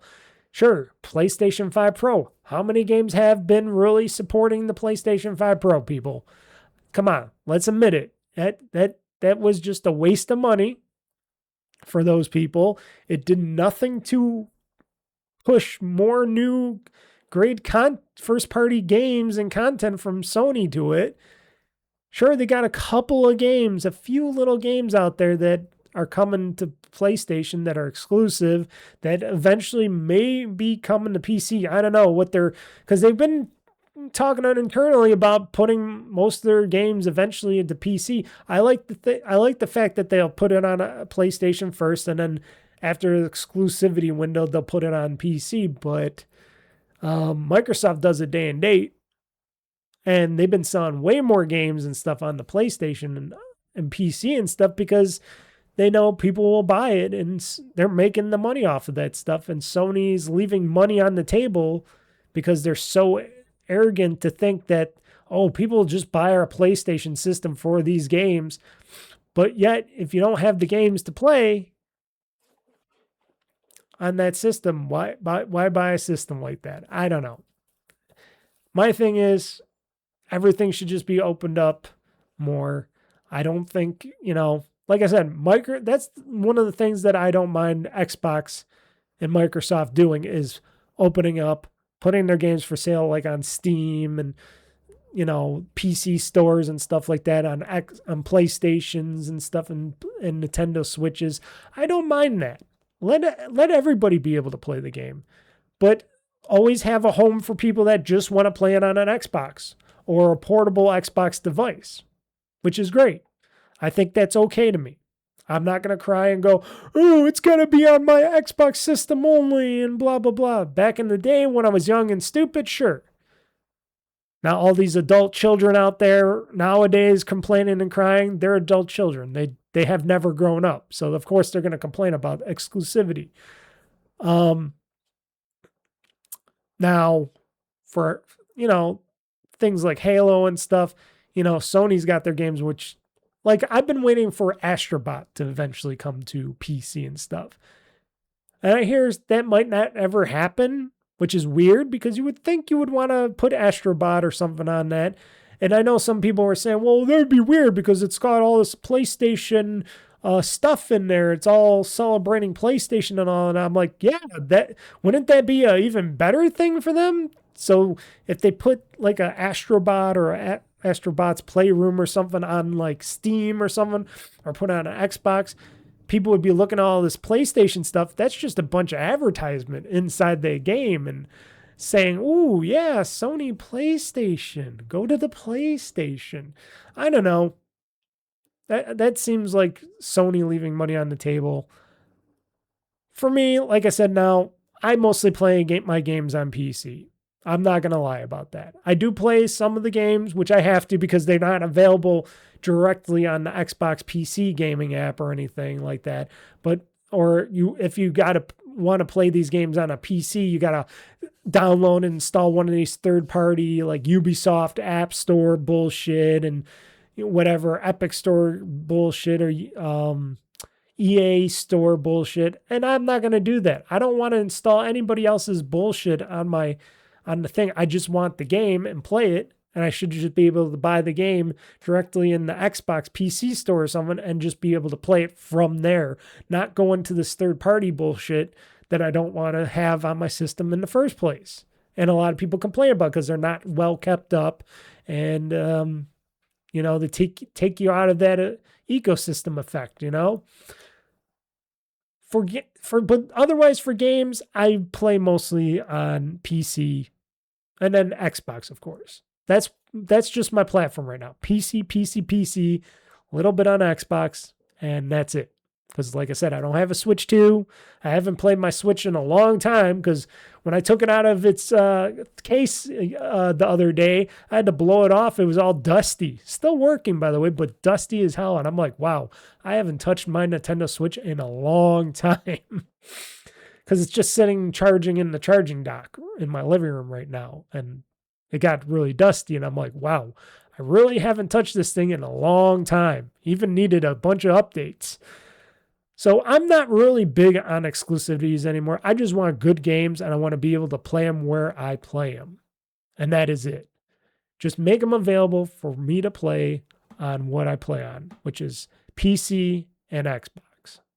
And if it's somebody that's a PlayStation fan and a PC fan, let them be able to play on PC or at PlayStation or Nintendo Switch if you are able to put your games on there. So that's that. Why don't we get into something else? Let's talk some more happy-ish things before we get into the game's news. Let's see here. There's other stuff I got to talk about here. Hopefully I'll get into the rest of this stuff. But we'll see. Let's see here. Yeah, I got some other stuff. But we're going to get into the games that I played in the past week. We'll roll through this very quickly because I want to talk some happy stuff. So all I got to say is hasta la vista, Mr. Phil Spenser. Hopefully to see you again somewhere else soon. I wish I talked to that guy. I would like to pick that guy's brain. I'd like to pick a lot of these people's brains. But why would they talk to me? Because I'm more direct and stuff, and I'm not a part of the industry. Why would they want to talk to little old me? But I'd have some questions. Yeah. So we'll be right back with the games talk new, or the games that I played in the past week. Oh boy, here we go. The games that have been played in the past week. So, happiness here. Let's talk happiness here. Because that's what I want to talk about. Happiness. So, games that I played in the past week, I've been playing a bunch of Marvel Cosmic Invasion on my Xbox ROG LAX streamed. Well, yeah, mostly streamed from, yeah, I've been streaming it. I forgot. I didn't download and play it from there. I've been streaming it from my Xbox Series console because in order for me to want to get that points from playing on my Xbox console, playing games on my Xbox console, I just don't want to just go into my living room or turn on the game system for my PC here sometimes. Sometimes I don't have that. I just want to watch a show or something, but I want to play a game and I want to get the points because I'm crazy like that, because I'm a crazy guy. And I'll turn on the Xbox remote play on my Xbox ROG LAX, and I'll remote play Marvel Cosmic Invasion on there, and it plays very well. And I've been getting through that game pretty well. You know, there's some parts that I got to play over and over and over again so I can level up my characters and eventually beat the bad guys. But it's a fun side-scrolling beat-em-up adventure, and getting through that storyline, it's got its hits and misses for me. You know, I'm not the best at it, but I'm having fun with it. So I've been playing a bunch of that. Very colorful, very fun. I think She-Hulk is awesome as hell. She's a badass. I wish Marvel would have did better by She-Hulk. That whole She-Hulk show was okay, but they could have did better if they would have had more She-Hulk and fighting and stuff, and they didn't cheapen out on that show like they did. It's like they made the show to get buried or something. But what was her name? Tatiana or something? That was the actress that played She-Hulk and stuff. I liked her. I liked where that stuff was going. They just needed to do more She-Hulk stuff and not just stand in a courtroom talking, and a lot of talking in that show. If they would have did a lot of action and they would have did some more stuff with that, that show would have been great. They would have been doing another season or a couple more seasons and stuff, but because Disney and Marvel is as they are, they just basically buried that She-Hulk franchise and She-Hulk in general. And I'm very pissed off by that. But at least she's kick-ass awesome in the game, video game area. And Marvel Cosmic Invasion, she's badass in that. She's very badass in that. This other game I've been playing, well, I haven't been playing recently, but I was playing for my Let's Play and stuff, and I played it on the first gameplay stream, High on Life 2. I stopped playing it, though. But I have been playing, but I stopped because it's so broken still. It still has all these glitches and brokenness to it that I want to wait till they do some more patchwork for it, High on Life 2. I haven't seen any patch updates yet for it, but it does need some patchwork. Otherwise, the game is fun to play. But like I said, with all the... you can see in my Let's Play that it had some graphic things going on when I was trying to do the check where I'm supposed to go, and the helping trail thing. It would just go and the game was flickering and stuff. It was getting just really crazy out of control, and I'm like, no, this is not playable. I can't play this game anymore. And there's a lot of stuff in glitchy games that I can do a lot and play a lot in. But once you get to that point where it's like, oh, yeah, this game is really fucking up. There's even a time where I got to go, okay, Mr. Mike, I got to stop playing this game because I can't keep playing this game when it's fucking glitching out on me like that. Now, no, I haven't had it crash on me. It only crashed on me once, folks. But with the glitching and the flickering and stuff and the game not doing what's supposed to be doing, that's where I draw the line. That's where I'm like, okay, I'm going to pause this game for now. I will come back to it at a later date because it's going to be there for a while. So I'm not worried about High on Life 2 going anywhere, but I want it fixed up and patched up so it's in a good playable state for me so I could continue to play it on PC because right now, not so good. Not so good for High on Life 2. But still, all in all, it was a funny game for what I played of it so far. But then I had to stop. And that's a shame because I was really looking forward to High on Life 2 and playing throughout the game and story. But I guess I gotta wait to be a terrorist another time. Then there's the Life is Strange Double Exposure I've been playing on PC. I finished up playing that whole game. Like I said, I got all the episodes pre-recorded. You're going to see a new episode tomorrow, which the second episode will drop tomorrow here on OldFreakyGamer.com and YouTube.com for my playthrough series or playthrough episode series. It's going to be a show.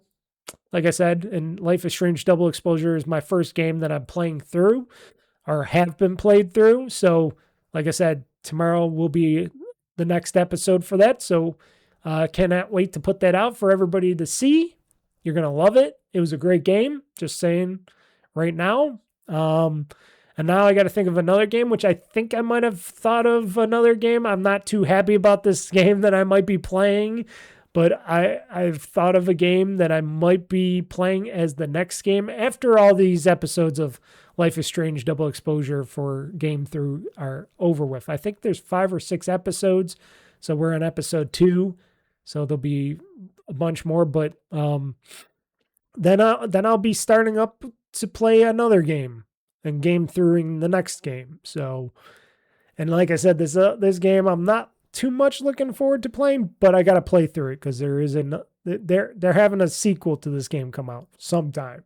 So I'm not mentioning what the game is. You might have an idea of what I'm talking about for those of you that listen and watch me a lot and you hear me talk about this kind of a game that I really don't want to play, but I got to play it from a franchise. So you might understand, you might know what I'm talking about, but I'm not going to mention it here. Been playing on and off a little bit of Rayman 30 anniversary for the Xbox. I got on Xbox. It is okay. It is fun to play. It seems like it's lacking. It's made by Digital Eclipse, which makes all those great documentary games. They kind of did that thing for this, but it seems like they didn't really do too much for this. Like it feels like Ubisoft says, hey guys, we love the work you do on all those other things. We want you to do sort of that kind of stuff for our Rayman, for the Rayman 30th anniversary, but we don't want you to do too much. We only want to pay a little bit of money for this. It's going to be a cheap game coming out. We just want to put it out with some videos and stuff like that. Could you guys put something together for us? That's how it feels like. It doesn't feel like they gave too much love to Rayman in this collection. But it's an okay thing, and I'm glad it's cheap and all that, but it seems like they could have did more for Rayman 30th anniversary. Still a fun thing going back, playing this old Rayman games and stuff. It's not like Rayman, like of now Rayman, what we had super fast Rayman where he's sliding down things, jumping and doing all this stuff. I love that Rayman. That's a cool kick-ass Rayman. And I hope a new Rayman game comes down the pipe way and it's kick-ass like that last Rayman game that came out before. But yeah, I've been playing this 30th anniversary. I've been playing it on my Series X through remote play on my ROG Ally X and stuff like that. It runs perfectly fine. Like I said, remote play is pretty good. I just wish they did more of it. It looks great though. It plays great. All the games play great on it. I've been trying out a bunch of them. I gotta try out some of the Game Boy Rayman games, but still, it's Rayman, and I wanted to support it and play it, so I bought it. Okay, this next up, this is a big one, and this actually is in turn of me talking about more stuff that I've been doing. So I've been playing Minecraft again a little bit, and it's not Minecraft Bedrock Edition. No, hold on. Yes, not Minecraft Bedrock Edition. No, I am playing, for the first time in a long time, I have moved back to my old room, to my old stomping ground. I am playing Minecraft Java version or edition or whatever they call it, which is basically, it's a Java version of Minecraft. So you could do more modding, more texture stuff, a lot of things. And you're probably asking yourself, Mr. Mike, why'd you go from Bedrock Edition to Java Edition? Well, like what I just said, I can do more modding. I could do more adding textures and stuff, which I've been doing, which you'll see in Wednesday's Minecraft Mining Mayhem episode, because it's not going to be a Let's Play this upcoming Wednesday. It's going to be a Minecraft Mining Mayhem episode where I play Minecraft Java Edition. And I am recording it in a higher definition, which I'll get into after the games that I played list gets talked about.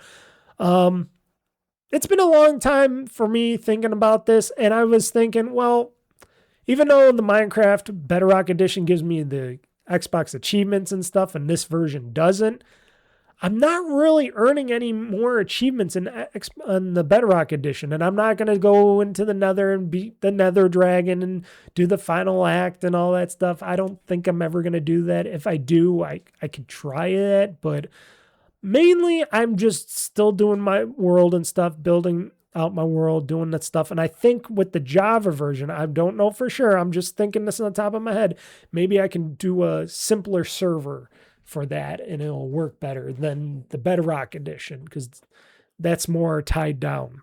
Now note, Minecraft Java version or edition, or however you want to say it, you have to use the Minecraft launcher to play it and to start it up and play it, which I'm thinking the Minecraft launcher is basically like a form of Java or something inside there or something. It's like a little thing that puts out all that other bullshit that they want to put out for Minecraft Java. And that thing is horrible. There's layers upon layers of like stupid stuff all over it. And then if you want to go to the play part, you got to go between these layers of stuff all over the place just to get to click on it to say play Minecraft Java version and stuff, or play the Minecraft Java. They really did a piss poor job at making that Minecraft launcher look or work well at all. It's horrible. It's a horrible launcher. And like I said, the only thing I can think of mainly is because it's got like the Java coding wrapped in that so that the game could be able to be played, because it does need Java to play it, right? And because I don't have Java on my computer directly, I'm sure they got a wrapper or something for it so that it can play the game. Like I said, though, I've been doing some texture mods, stuff like that. I tried to do a major mod. I didn't like it, what happened to it. At least it was easy to take it out and stuff. But I'm looking to make my Minecraft world maybe a little bit better, not too much better. Maybe I want to eventually add ray tracing to it to make the lighting better. I just got to figure out, maybe I'll watch a Minecraft video thing on it on YouTube or something, but eventually I want to do that stuff. I found this new texture pack, which I didn't know this existed, but it does. And I'm like, all this time I could have used this thing. It's called the X-Ray texture pack, where basically it gets rid of all your basic crap like the ground and all these other blocks. And all you see is like the gold blocks, the diamond blocks, all the valuable rare earth minerals and ores like coal and this and that. And you see it through an X-ray of the world, and you could see it, and you're just in this world, and your whole world looks like a big, like it's being worked on or something. It's like a digital world, like a Matrix kind of thing going on. And I'm digging down, and I can see where the lava is and the water is and stuff like that.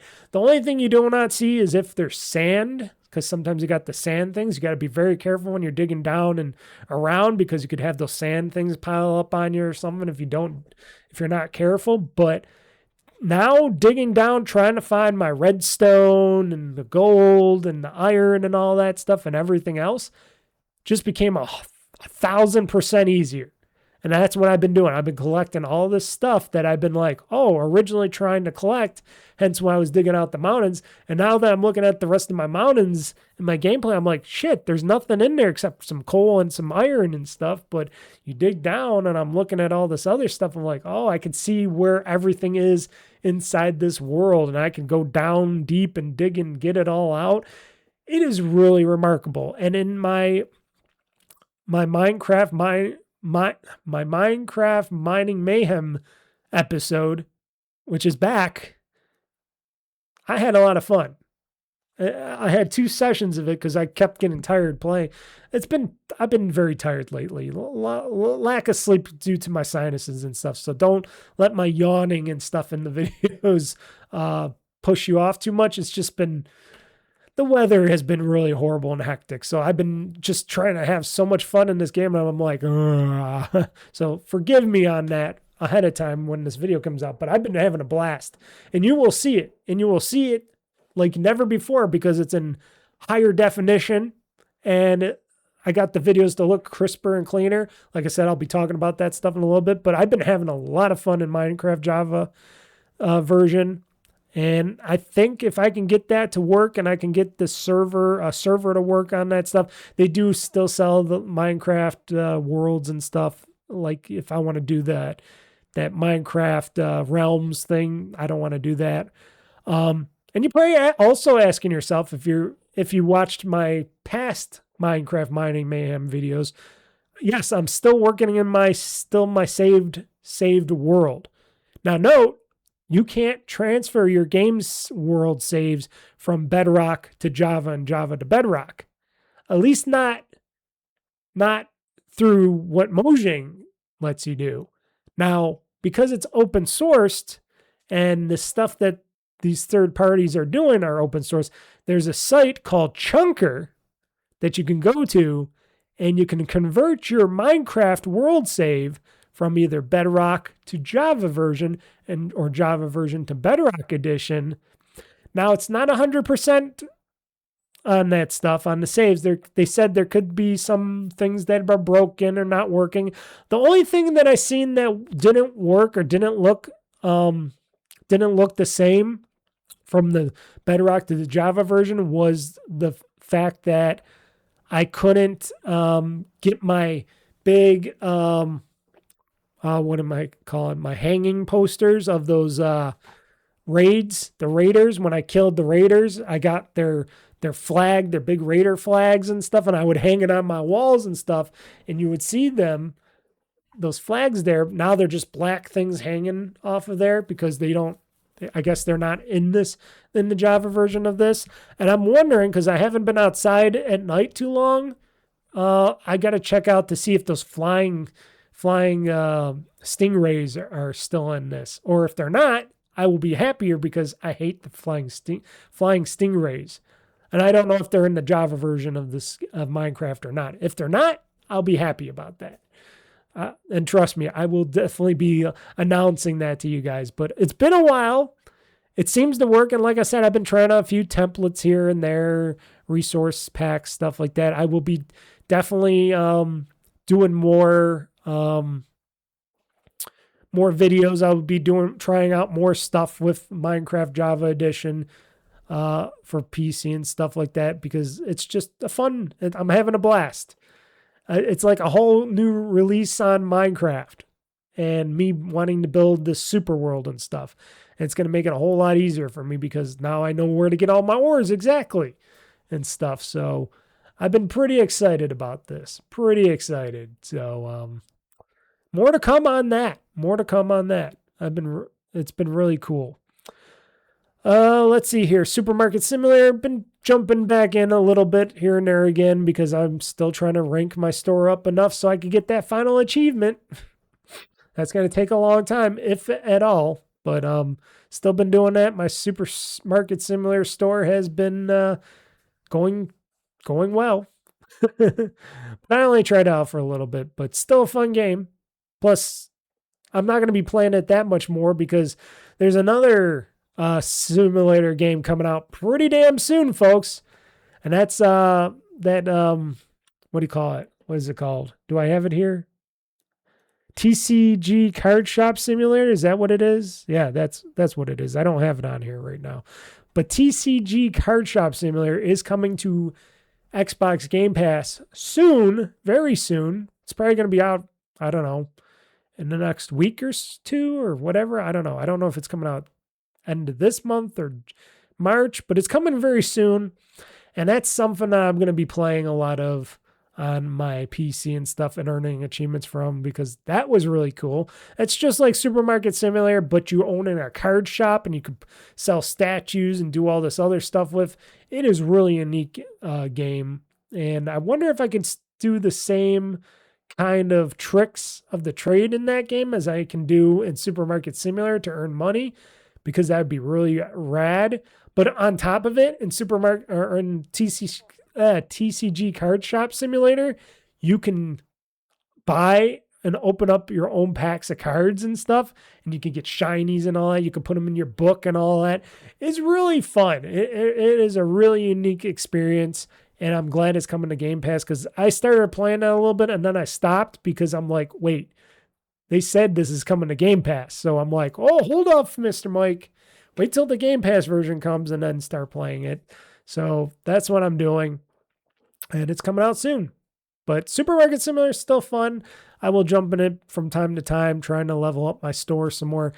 Right now, it's just a grind. It's a real big grind. Even though I get a lot of people in my supermarket, it's a real grind. And I can't, until I can level up my supermarket a few more levels, I can't do anything more. I can't expand anymore or do anything more until I level up. And that's the only thing holding me back from that final achievement, to fully level up your grocery store. So there you have that. And finally, on my list of games that I've been playing in the past week that I've been having so much fun of, and I've been doing some test with streaming and stuff at a higher resolution and all that. Final Fantasy VII Rebirth Intergrade. It's a great story. It's a very great story. It's a great world, great story. I like Cloud. I like Tifa.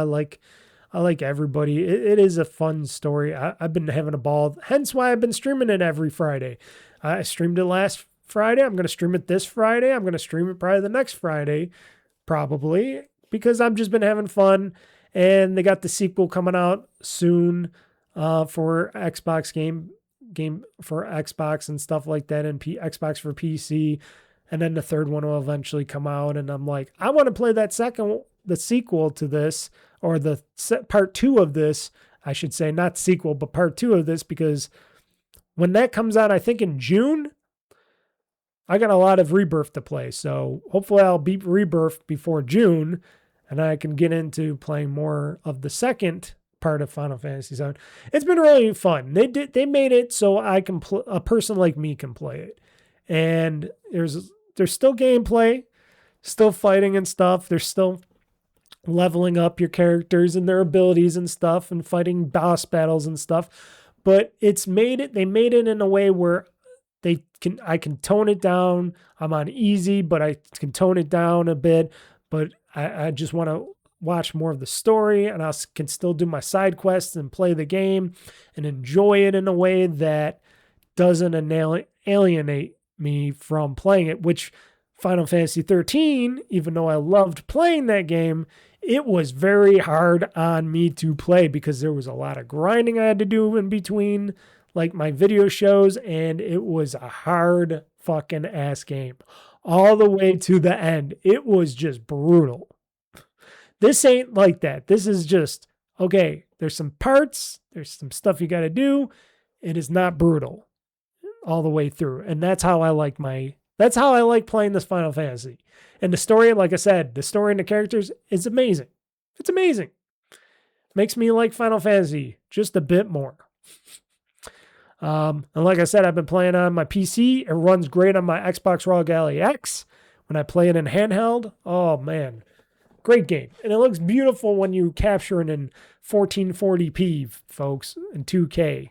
Now note, I don't do 4K, but I do 2K for 1440p, and it looks beautiful. Beautiful. Beautiful. Beautiful game to capture. So those were the games that I played in the past week, and pretty much, like I said, I beat a couple games the one time. I bought some new stuff. I pre-ordered that Life is Strange reunion game. That's been pre-ordered. Like I said, I bought Rayman 30th anniversary on Xbox. So stuff like that. So a lot of extra games been playing and doing. Let's see here. I already talked about my game through episode for episode 2. So watch watch my first episode of Game Through with the Life is Strange double exposure. It's pretty fun. Cannot wait to go back to, cannot wait to see what people think about the rest of the game. I thought Life is Strange double exposure was quite good. I know a lot of people were disappointed by it and the story and stuff. I thought it was quite good. I think it ended in a decent way that sets up Reunion going forward in a way that I can come to terms with. And I don't know why people were so hard on this game, but for me, as I play through it, and you'll see me when I release the episodes one at a time each Tuesday on why I think that, because I thought it was a great game. I thought it was a really good game. Let's see here. I'm going to cancel this thing out here. Okay, I had to take a quick drink of water there and change up something in my show notes here. So yes, I was talking about streaming and capturing before, where I was talking about, I'm capturing Minecraft Java version and a better thing, and you'll be able to see everything a lot better in that, and all my videos like Final Fantasy VII Rebirth and stuff. So I've also been doing some newer testing and higher resolution streaming and game capturing off of OBS here, which maybe you'll see that in this video as well, in this podcast video. It's going to be a bit bigger, but it's been come to my attention. Nobody's ever said anything because I've been mostly streaming in 1080p and capturing everything in 1080p, 60 and stuff like that, and putting out my videos, encoding and putting them out. And I've been noticing in a lot of more recent videos, in the darker videos or more actiony videos and stuff like that, that a lot more pixelization or video crud has been coming up on my videos lately, with pixel fracturing and stuff like that. Making all my videos looking more digitized and stuff. And I'm like, oh, I don't like that. When everybody else's videos are crisp on YouTube and stuff, when people are replaying them or watching them or streaming them, I'm like, wait, I got a good hefty machine in my house here. Why can't I do that? So I've been just recently testing and doing, and I think I got it all worked out right now. And I'm testing now, and currently I don't have any drop frames, but when I do use my computer to do my gaming, it does maybe sometimes for certain games drop a few frames. It depends on how well the games are optimized for computer playing and stuff, on how they're optimized to play on the computer and stuff like that. That depends on how much my graphics card is using to encode and decode and stuff like that. And when it has to encode for stream and recording, capturing and stuff like that, it's got multiple things it's doing while playing a game and stuff. It takes a lot of resources. It takes a lot of PC under the hood resources for the CPU, GPU, memory, to just putting that stuff out into the world, and also putting it onto a hard drive, a local hard drive recording of this stuff. And I've been like, well, I want my stuff to look good. So I've been running some minor tests. You can even see one of my minor tests on my YouTube channel, OldFreakyGamer, on the live section. I kept it up. That's probably going to be the only live video I keep up on OldFreakyGamer, on my OldFreakyGamer live thing on my OldFreakyGamer.com YouTube channel, because I was trying to test a higher stream, a higher bit rate, stuff like that. And I've been doing some Google searches and stuff, and basically I had to make the canvas size bigger in my recording. So I'm now have a canvas size of 1440p by something else. I forgot, 1920, I think it is 1440 by 1920 or something, at 60 frames per second. So my canvas size is bigger, meaning the picture quality is better. Now note, I could do up to 4K probably, but I'm not going to do that because then it takes even more resources from my machine and stuff. And I'm not going to be capturing and putting out 4K like other crazy people do. And I'm not going to be putting, making 4K videos or anything. But I have come to the realization that me doing it at 1440p clears up a lot of that artifacting that's been going on in videos and fast video games like Minecraft, or if I'm playing Final Fantasy VII Rebirth or something, or another high action game on there, and capturing it, or just capturing myself, having that higher resolution to capture from and stream from the canvas, which they call it on OBS. It just makes it a lot easier to get a higher definition and not see any artifacting and stuff. And that's been working very well. Now, note, it does use a few more little resources, but I think my machine can handle it quite well. And I've been, I tweaked a few things. I tweaked the audio and stuff a little bit, but mostly it's been the capture size and the resolution. So when I put out those videos, I'm going to be putting them out in 1440p. So they'll be 1440p, and you'll be seeing these for my, not for my like Life is Strange double exposure game through game, but going forward with newer game content, because I already recorded all those. So going forward, though, for stuff like when I do this, when you see this new Minecraft show, you're going to see it in two different, because I recorded in 2 different days. So I got 2 different parts on there. So you'll see quality change dramatically from the first half to the second half on how it looks, sounds, all that stuff. And also you will see that in future streams and videos when I play like anything like Final Fantasy or this or that, and I stream and stuff. You will see a difference, and you'll be able to select going forward to watch these videos in 1440p 60 or 1080p 60, etc., etc.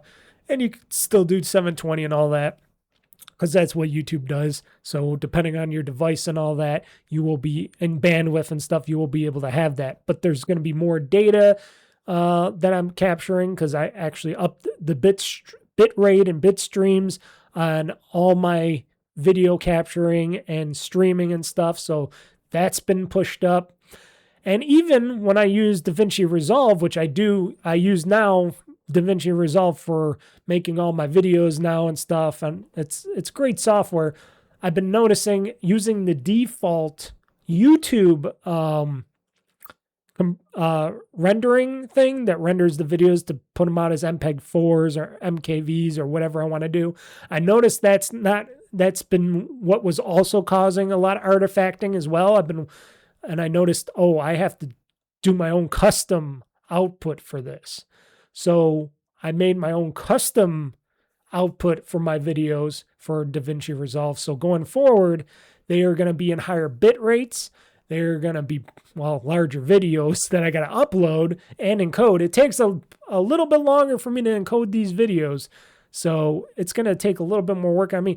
And they're only a little bit bigger. So I've been noticing like a 2-hour video is like, 19 to 25 gigabytes for a 2-hour and something minute video. So this podcast, it's probably going to be 20 to 30 gigabytes of a file when I encode it with DaVinci Resolve. And that's been normal for most of my videos anyways, when I just did 1080p. So it doesn't seem like that's changing anyways in any way, shape, or form.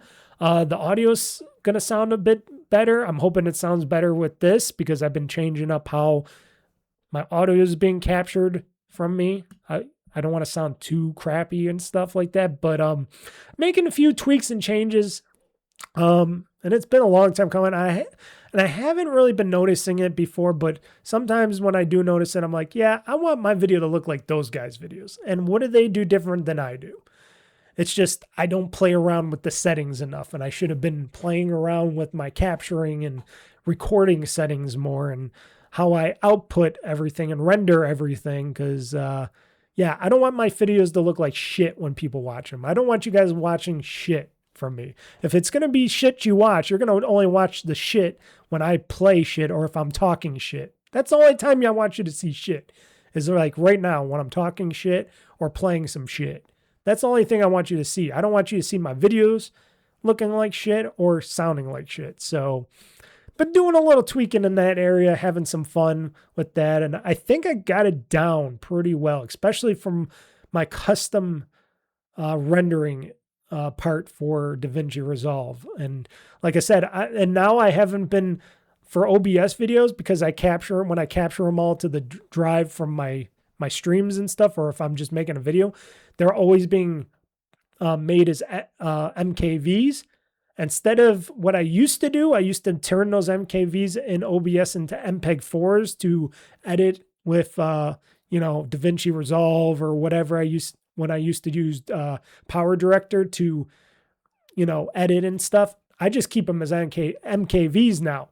So I just keep them as MKVs and I put them in DaVinci Resolve, and that is it. Then they get encoded. Nothing is lost. No data is lost. The only thing that is lost in the data is what comes out from DaVinci Resolve, which, like I said, I have it in a higher MPEG. I think it's a H.265 codec that I'm using for DaVinci Resolve right now to output.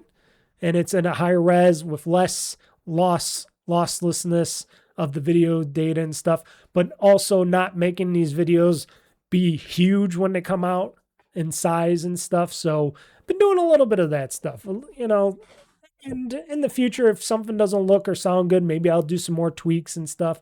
But I think I got it down pretty quickly, and I'm pretty happy about that.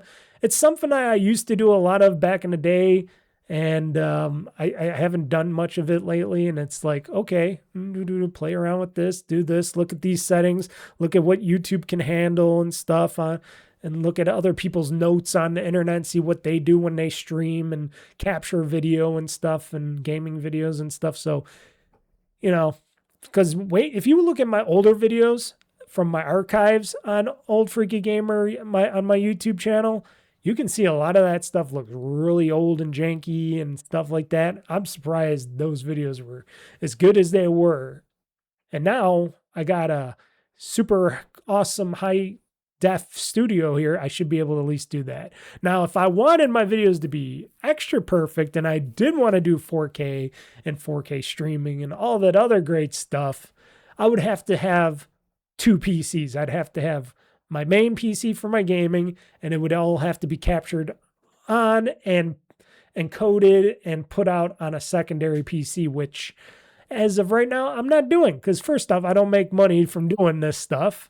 And two, that's a lot of electricity. And I know people that do it. You know, you got Jeff Gersman. He does a dual PC setup where he captures, he plays his games, does all the stuff on one machine, and then he has all the capturing and stuff on a secondary machine.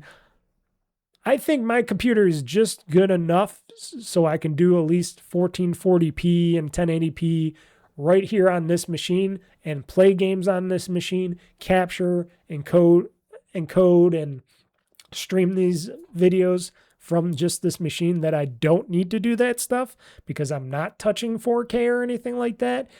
And I think that should be good enough. But you can let me know in the comments. Let me know in the comments on the YouTube video of this, or if you want to email me at oldfreakygamer@gmail.com, let me know. Because I always like to hear other people's opinions or what they do, what you guys do if you do some game streaming or capturing and stuff like that. I always like to get, you know, talking with the community on that stuff and see what other people do with their setups and all that. But I just want to let you know, going forward, you'll be seeing higher resolutions in audio and video and audio, and you'll be able to go and select a higher resolution on your YouTube videos. So you're welcome. And no extra charge.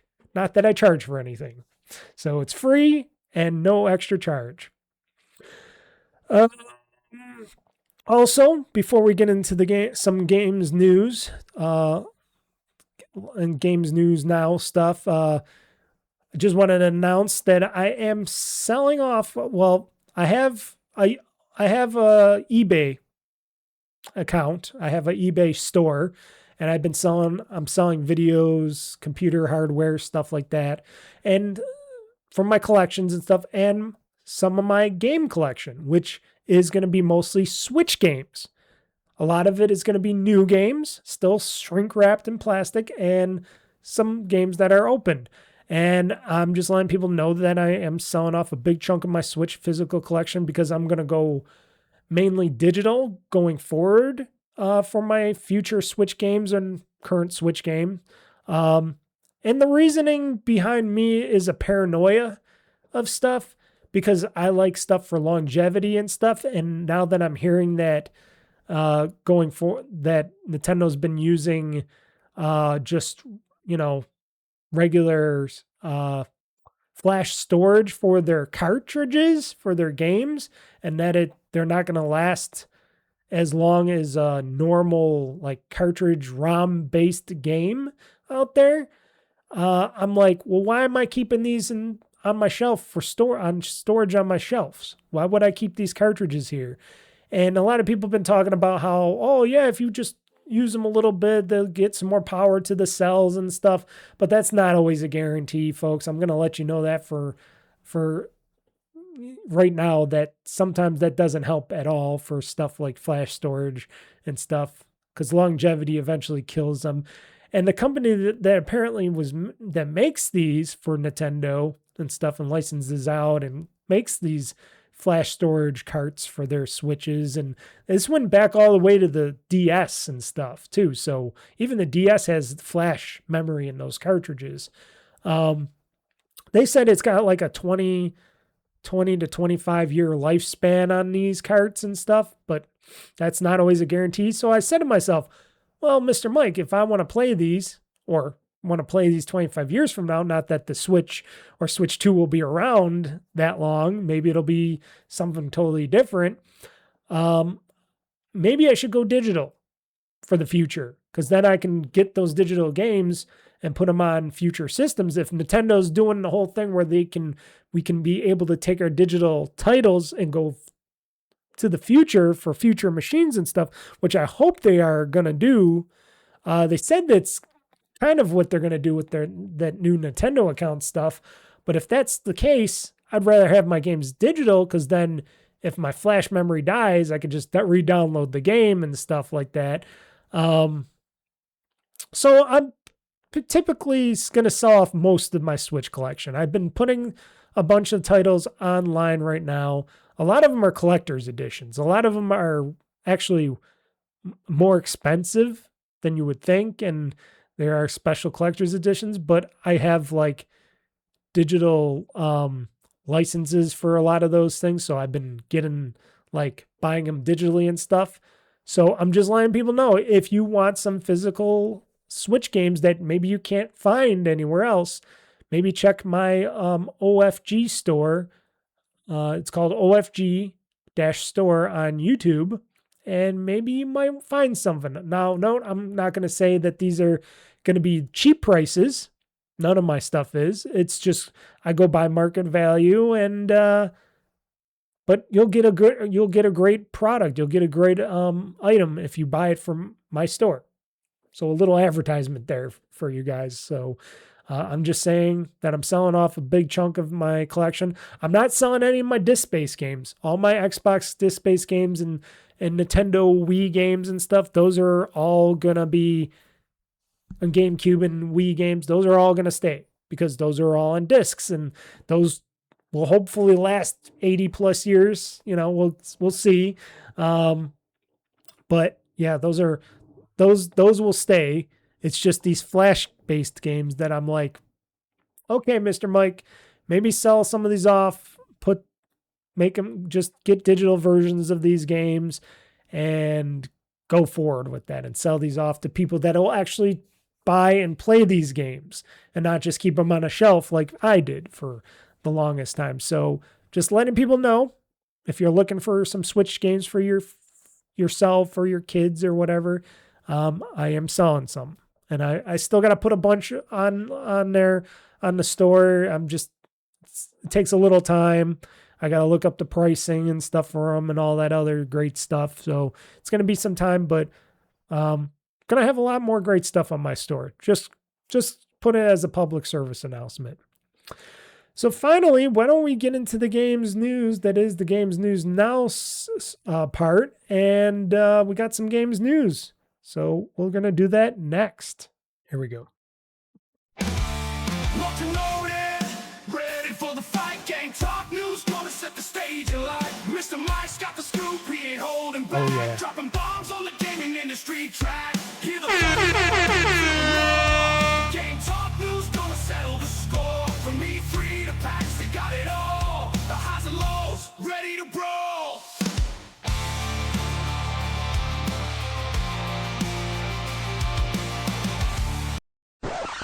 There we go. That's a good way to end it. Use the record scratch. So some games news now. I'm not going to say this more news is good news. A lot of some good news, but some bad news. But I think this is good news. Avowed arrives on PlayStation 5 alongside anniversary update, adding new game plus and new playable species and more. Version 2.0 arrives just as Obsidian's RPG becomes available for PlayStation players. So basically, people are getting more stuff from Avowed if you wanted it. New Game Plus mode where you can replay it and keep all your stuff and all that. So that's pretty cool. And some new characters, they said, some new species of characters and stuff. I think that's pretty cool. I personally, I'm not going to go back to it because I already played it and I'm good. I'm usually I'll play once, move on kind of guy myself with these games, even though it is a good game. And I hope people on the PlayStation enjoy it now that it's going to be on PlayStation 5. It is a very enjoyable game. Avowed is a very fun game. If you like Skyrim and stuff, this has that feel, but in a more bite-sized approach to it. So congratulations, Avowed, for making it to another console. I wonder if it's coming out for Nintendo Switch. That would be cool if that came out for the Switch. That's what it needs. Talking about Switch, or Switch 2, I should say, now. Skyrim Anniversary Edition on Switch 2 gets a new update which fixes frame rate complaints. So apparently the frame rate has been going crappily in Skyrim for the Switch 2. Go figure. Because I have Skyrim for the Nintendo Switch, the first Switch, and that has not worked out well. I wonder if this is the same one. No, this is the Anniversary Edition. Now, I have the original Skyrim for Switch, for the Switch 1. Haven't played it yet, or did I? I forgot if I played a little bit of it or not. But I heard that has had some frame rate issues to it. But the game now lets players choose between 30 and 60 frames per second. Okay. So is that what the game patch lets players do, is change their frame rate? So it doesn't really fix too much in it. But Skyrim's Switch 2 port of the game was a shadow dropped in December, promising players an enhanced version of the 2022 Switch release, which I have. The Switch 2 version offers enhanced resolution and faster load times compared to the Switch version, as well as a Joy-Con 2 mouse controls, motion controls, and amiibo support. However, shortly after its surprise release, players started to complain that the game was locked at to 30 frames per second and suffered from a great deal of input lag. This was remedied by a subsequent patch a couple of weeks after release, which greatly reduced input lag, but also unlocked the frame rate in the process, leading to players saying gameplay no longer felt smooth as a result. Bethesda has now released a patch for that game, which adds the ability to choose between 30 and 60 frames per second, thanks to the addition of new prioritized visuals and prioritized options.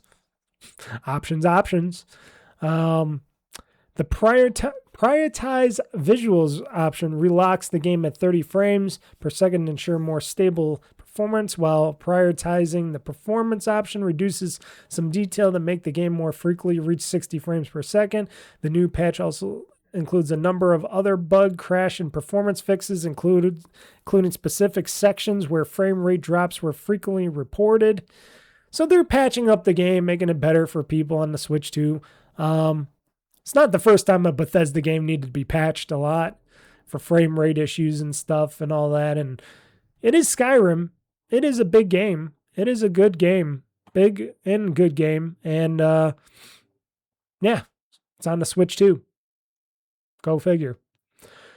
Xbox, I think people heard this already, but Xbox is losing one of its features in an upcoming console update. So Xbox users will no longer be able to use their console's social clubs beginning in April of 2026, as Microsoft announced it will be retiring the feature permanently. Gamers with an Xbox One, Series X or S won't be able to access the social clubs via friends and community updates app on their Xbox consoles once this feature is removed. Currently, users are unable to create new social clubs in anticipation of the feature's removal in the upcoming months. Social clubs offered Xbox users a way to connect with others over their favorite games through user-created clubs where they could post discussion threads, screenshots, and other media. Clubs could be created for all kinds of communities, allowing players to find like-minded players for multiplayer games or for getting help with different in-game activities. I tried doing the club thing, and nobody ever joined my club. Nobody wanted to join Club Demonic. Maybe it's because it's demonic. I don't know. But I had a social club. I never really used it. I don't know how many people really used the social clubs. It just seemed like it was more of a waste on my council and stuff. And now that it's going to be going away, good. Maybe maybe it helps free up some resources, because that's something we don't need. And Microsoft and social and the whole social aspect of things, when they tried to have all these social clubs or stuff like that, it never worked out for them. So why have it? Get rid of it. I even has it in my Xbox app as well with the socials club stuff. And I'm like, get rid of it. Bring back my Me's. Bring back my, what were they? I forgot what they're called. Oh my God. Bring back my, my Xbox pals. I want my Xbox pals back. I know they got rid of that, but why? I thought they were okay. And they updated them not too long ago, and then they said, "No, we're getting rid of these Xbox friends here." So it's like, okay, you know what I'm talking about? They're like the Me's, but they're oh shoot, what were they called? See, I forgot what they were called. But they were great. I still use mine as for my stuff. I do videos with my character, my avatars. I still use my avatar in my videos and stuff. I still do some stuff with my avatar. I captured some movements from my avatar back when I heard it was going away. I miss the avatars. I like the avatars. I don't think that hurt anything, but maybe they did just to get rid of it to add more resources to the council and stuff. I don't know. Sad news, but this is a news that's happening everywhere, not just for devices like this. But the ROG Ally X gets its first price increase, limited to one region for now, but that might be changing sooner than later because, of course, here in the United States, and everywhere else are gonna have price increases for all hardware going forward because of stupid AI slop out there taking away our memory and storage devices. But so it's going up. Aces sparked fear of potential ROG Ally price increases due to the ongoing RAM and storage crisis, and now it looks like that's starting to play out, starting in Japan. More expensive ROG Ally X model has suddenly shot up in price in the Asian nation on launch. The Xbox ROG Ally X started at, and they're talking about yen prices here, so 139,800 yen in Japan, and it's now available for 169,800 yen on an official Asus Japanese website. That's basically a $200 price bump converted into US currency, although the base model is still available at the same price as it was at launch, because guess what? I don't think anybody's buying the base model of the Asus ROG Ally because it is less powerful. And people maybe are listening to people like me and saying, don't buy the regular Asus ROG Ally X, the Xbox ROG Ally. Don't buy that ROG Ally, Xbox ROG Ally. Always go and get the Xbox ROG Ally X. There's just way more power, way more storage, all that stuff, more memory in that sucker. It was just a better deal, The other one, yes, it's cheaper, and because you got only 16 gigs of RAM and all this other stuff, and it's it's not as powerful and stuff. Does price 720 well and stuff, but why? Why would you want something like that? Sure, you could pay a few $100 more and get the Xbox ROG Ally X, but right now you can't. And here in the United States, they're sold out mostly. I've been looking around lately on checking out the Xbox ROG Ally X to see if the prices go up, and it's been sold out still at like Best Buys and stuff like that, and Amazon and stuff like that, unless if you buy a third-party version of it, which they like to mark up the prices of that. But it's been sold out, so either it's just hard to impossible to get into the country because of tariffs or whatever, or it's just because they can't make them fast enough. It's a great device.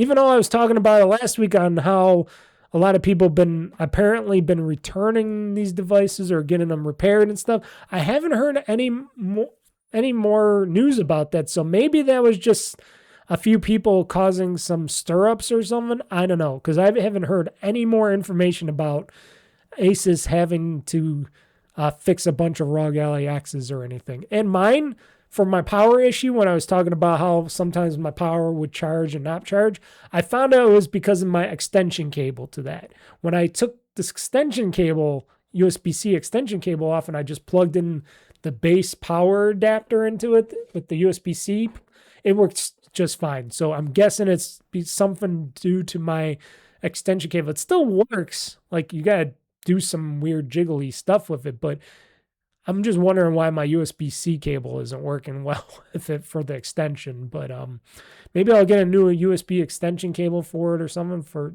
maybe it just something's weird with that. It's the cable itself. So knock on fake wood here. My Xbox ROG Ally X is working perfectly fine. So yeah. Let's see here. In some bad, sad news for people that thought Unity would be getting back on track for stuff, well, apparently Unity says it's going to go in a different direction again. Oh, great. After firing Larry Herb, which was formerly known as Xbox Larry Herb, because he went to Unity and now he was laid off at Unity. Now Unity states that it has a new product that it cooked up, entire games using AI. I'm guessing Unity's going to be gonity eventually. So after being hit because they wanted to charge people extra money and stuff, and they wanted to, up the cost of using Unity and all that other bullshit, now they want they say they got a product that basically uses AI to make entire games. Says it has a new product that cooks up entire games using AI. Now, okay, I'm going to read more on this story before I get into a rant. Attention gamers, if you thought new titles on top of the endless cavalcade of sequels and remakes were derivative now, wait until you hear about what the game engine maker Unity has got in store. During a recent earnings call, the company CEO, Matthew Bromberg, teased a new version of its AI tool that he claims, while somehow maintaining a straight face, will eliminate the need for coding in in-game development. Yes, just like I feared. Fake AI slop right there. Now, any schmuck can prompt their way to being the next Hideo Kojima or Sam Lake, in theory anyway. At the Game Developer Conference in March, we'll be unveiling a beta of the new upgraded Unity AI, which will enable developers to prompt full casual games into existence with natural language only, native to our platform, so it's simple to move from prototype to finished product. This seems like a bad idea for you guys at Unity. Very bad. Talk about you're going to get some gamer hate on this. The assistance will be powered by our unique understanding of the project context and our runtime while leveraging the best frontier models that exist, he continued. We believe together this combination will provide more efficient, more effective results to game developers than general purpose models alone. The announcement represents a bold, not questionable double down by Unity. And a lot of the people of the game workers in the industry say generative AI is bad for the industry. It's also a massive reputational risk. Pretty much anytime a game gets caught using the tech becomes fuel for controversy. So basically, Unity is going to be super controversial again. Great. Let's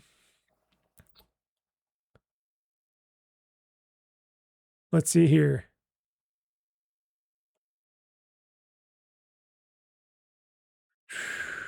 Is there? Oh, they don't have any comments on this article, but yeah.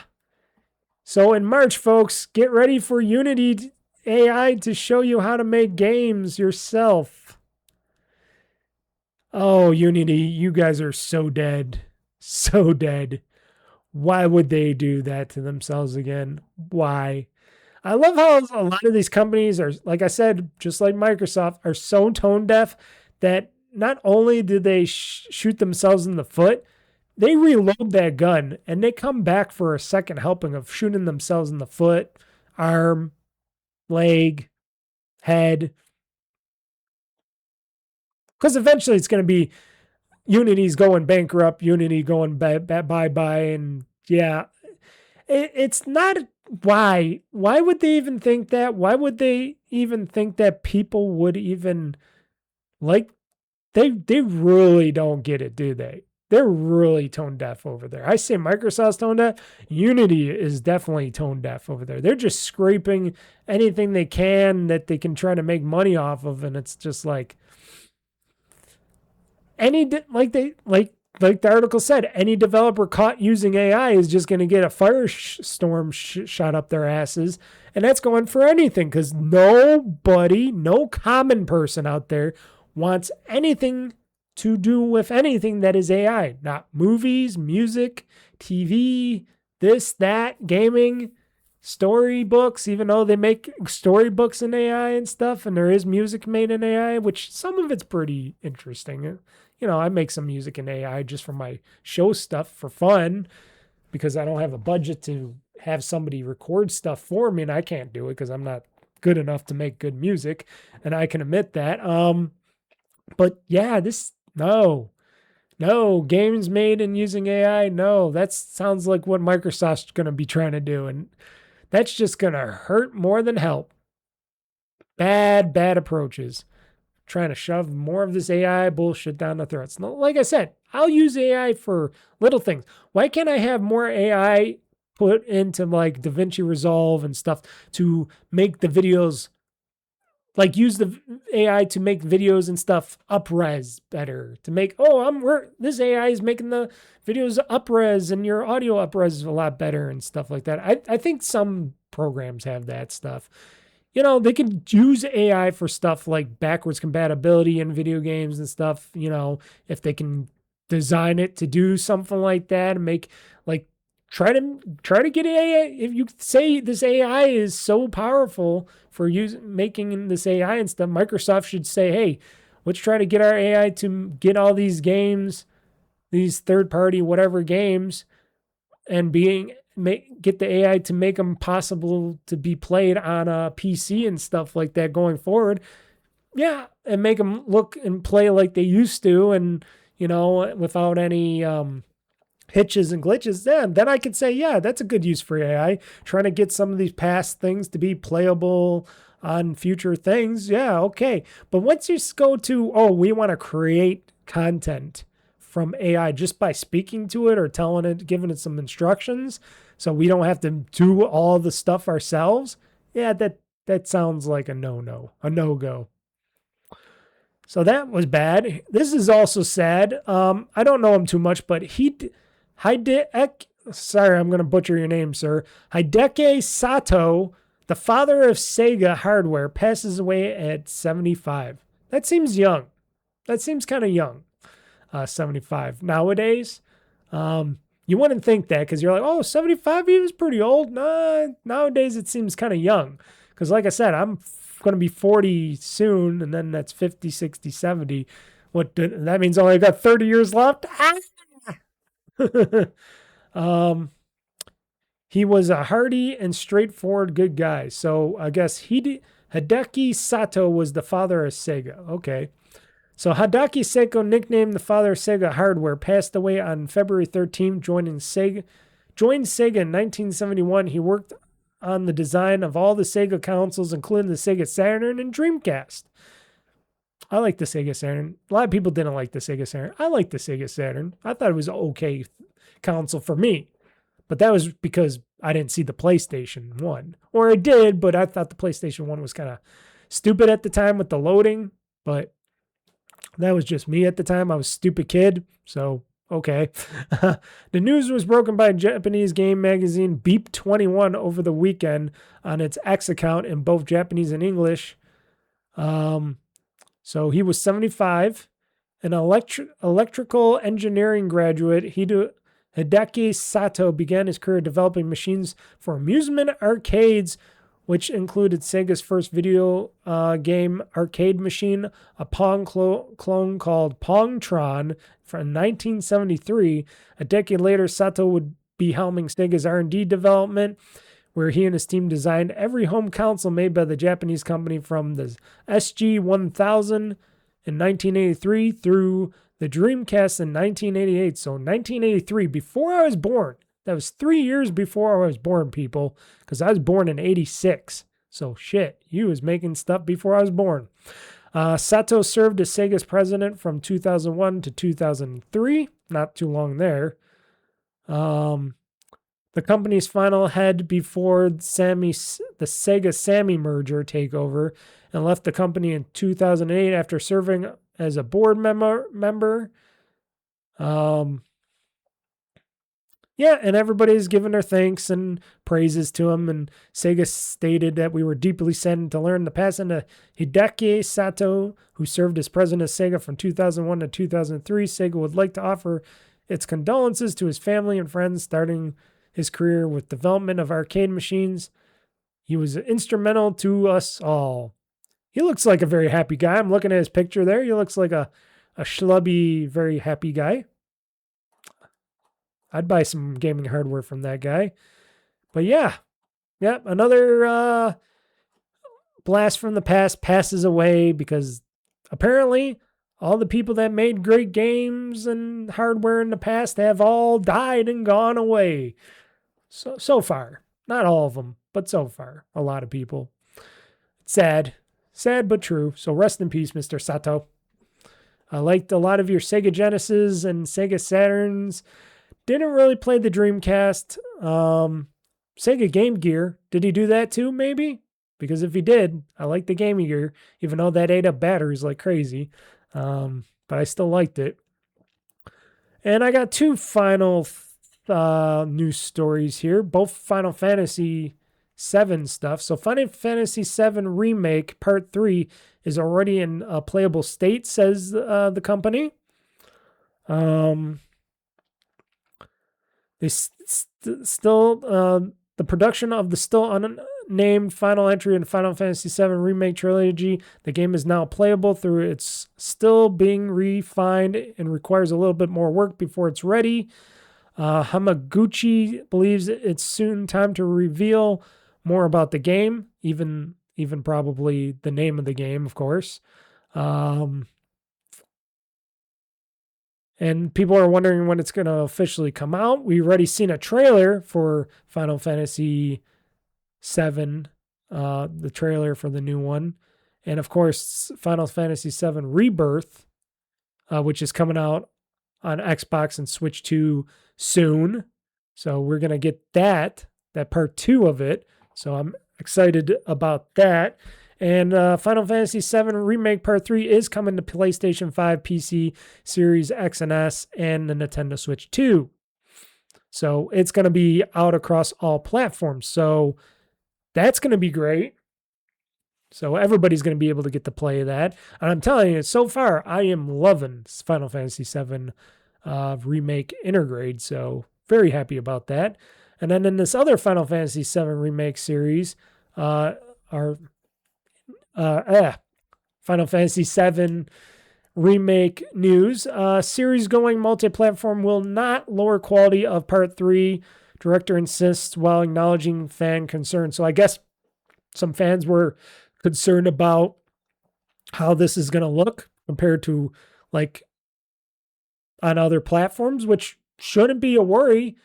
He even says our 3D assets are created at the highest quality level based on PC as the foundation. First off, if you haven't played it on Xbox or Xbox for PC, it looks great. And I'm sure the Switch 2 version is going to look just as good.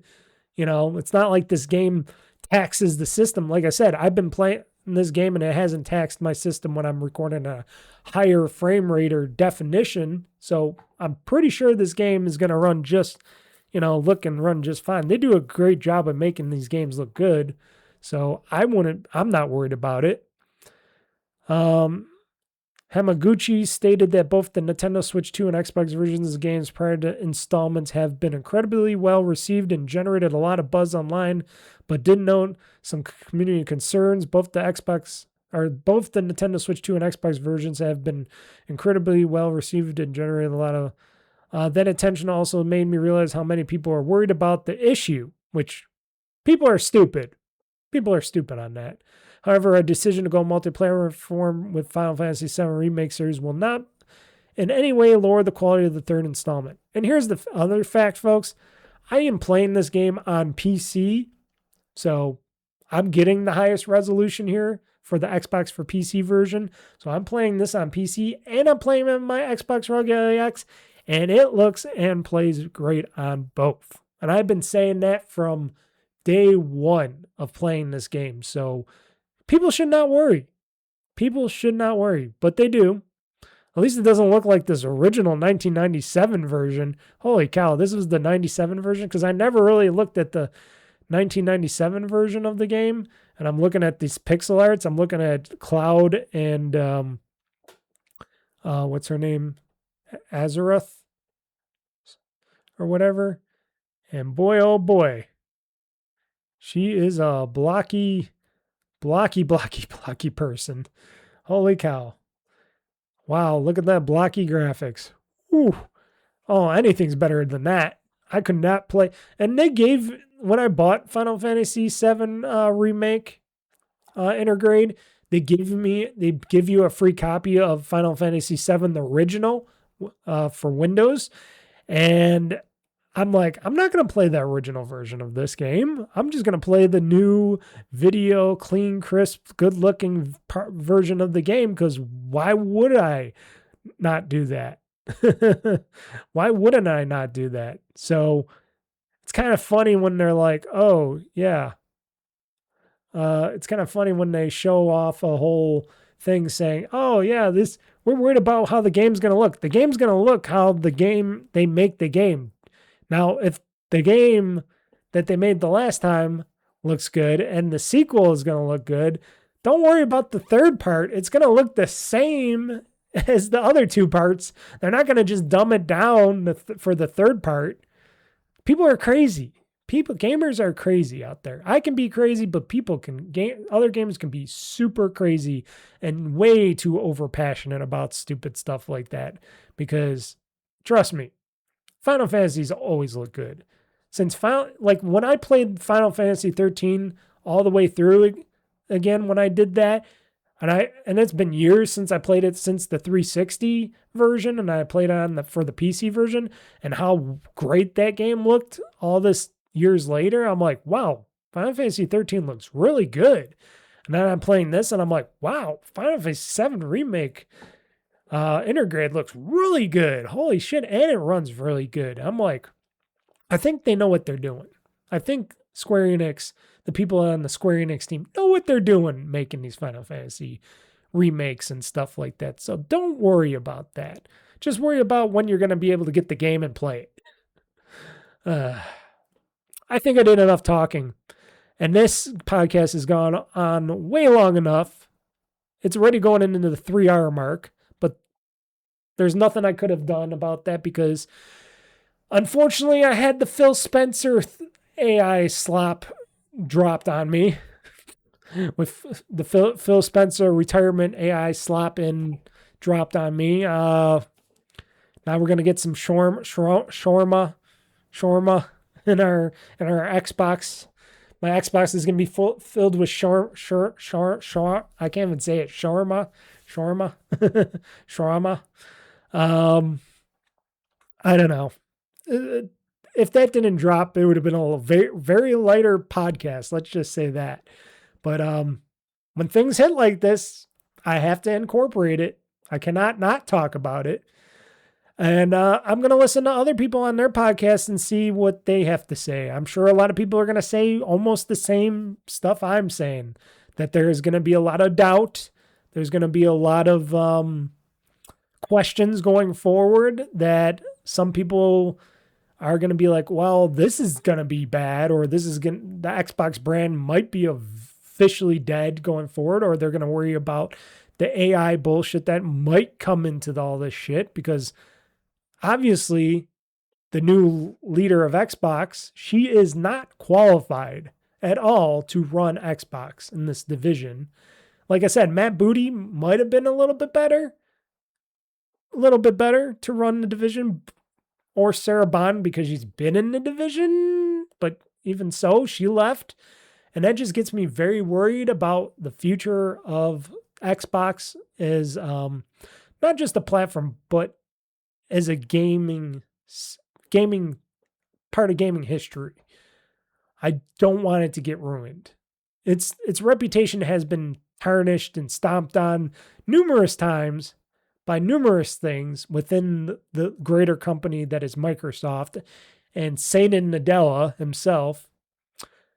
And I got my ideas. I already told you what I'm thinking that could happen or could not happen already.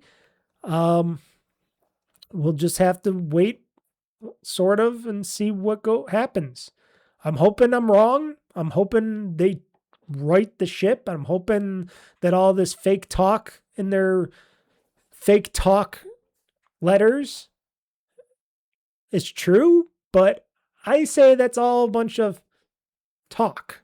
Until I see things happening, it's all a bunch of talk. So don't say that, oh yeah, you're just hating on it. No. Not just hating. I got experience. I got a background on companies doing this all the time. And this is the same writing on the wall as I've seen in other places and companies that I've worked at before the ships have started to sink, as you will. Luckily for me, I've been able to jump ship every time before that happens. So, yeah. But I got to think positive. Like I said, I'm still going to buy games on the platform. Still buy Xbox for PC games because I like it. I like the store. I like it's integrated with my Windows and all that. I still do the achievement thing. I still get the Microsoft reward points, even though I didn't mention this in the show, but even though Microsoft reward points, I guess they've raised all the prices on how many points you need for like gift cards and all this stuff again. So now I need like 50,000 points for my $50 gift card instead of the 47,000 that I used to only need for my Xbox $50 gift card. Now they raised the price, the points values on those now. So I'm not looking. So they're raising rates on everything. And it's like, wow, really? It takes a long time and a lot of effort to get to this point. Luckily, I got another $50 reward card out of it, and I'm still earning points, so I'm not going to stop. It's just going to take me a little bit more to get there. But still, I don't know. It's Xbox division has not been going in the right direction. I like how they do a multi-platform. I do not mind that. I am not like other Xbox fanboys out there. I don't mind the games going to other platforms, even though like Halo and Gears should be on the main console, but they don't care about the main console too much anymore. That's just going to be a box that if you want to be on that system, in that ecosystem there more with that box, and the future box that's going to be half PC, half console hybrid, all in one. If you want to play in that area, go ahead. But if you just want a dedicated PC, if you just want to play on a PlayStation or a Switch or something, you'll be able to play the games where you want to go. If you want to get your games on Steam, they'll still sell their games on Steam. So that is an okay thing. I would hope that they do better with Xbox Game Pass. But I'm thinking in the future that that's maybe not even long for the world, especially for the money-hungry demon that is Microsoft and Nadella up there. So I question that stuff a lot. But like I said, all I can do is wait and see and then report what I see. and listen to other people in the industry and stuff, and all these other podcasters and gamers and stuff out there that do gaming talk and news and stuff. Listen to Gersman, listen to Giant Bomb, listen to Nextlander, listen to Rebel FM, listen to all the other people, Kind of Funny, all that, and see what they have to say about all this stuff. You know, listen to the industry people, get all that filtered in, and come out to see what they have to see and say as well, you know, because maybe they'll have some more insights in some stuff and maybe not. Maybe they're just listening and seeing the same stuff we're seeing. But other times, and like I said, from my background, from business-wise, just pure business-wise, not even gaming-wise and all that, but from pure business-wise, me working in other companies and them doing the same exact stuff as you're hearing from me here now, it doesn't usually go well, especially with their fake letters and their talk and trying to keep people calm and going, oh, don't worry, this is going to be great, because most of the time it isn't. But it could be. Maybe I'm wrong. I would love to be wrong. Let me be wrong. Come on, Sharma. Come on, Booty. Let me be wrong. And if they can prove me wrong and make this situation better, and they can get everything back on track and make more great games that I can play on Game Pass and such and whatnot, or buy on the Xbox Game Store, I'm all for it. So everybody, thank you for joining me on this podcast. I hate to make it end it with a more sour note, but you know, it's the situations with like this that make it this way. Still happy to be a gamer. Still love playing games. Still love checking out games, streaming games, making gaming videos. I'm going to do that. Like I said, I will continue to do this as long as I am alive and beyond. But still got to look at the facts of what is straight in front of us. So everybody, like I said, tomorrow, after you watch and listen to this podcast on Tuesday, I will have the next episode of Playthrough with Life is Strange Double Exposure up. And that'll be episode 2 of that.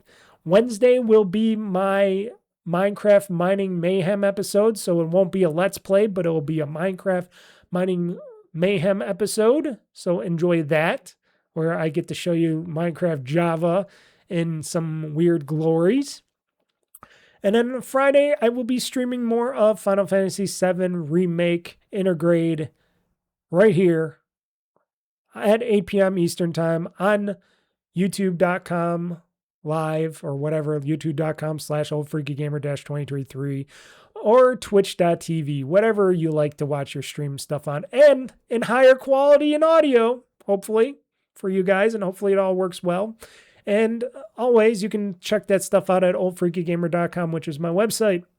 I am Mr. Mike, and until next time, I am signing out saying game on, game hard, world conquest. I'm pushing this gaming button, and this podcast show is now game over. So everybody, till next time, see ya.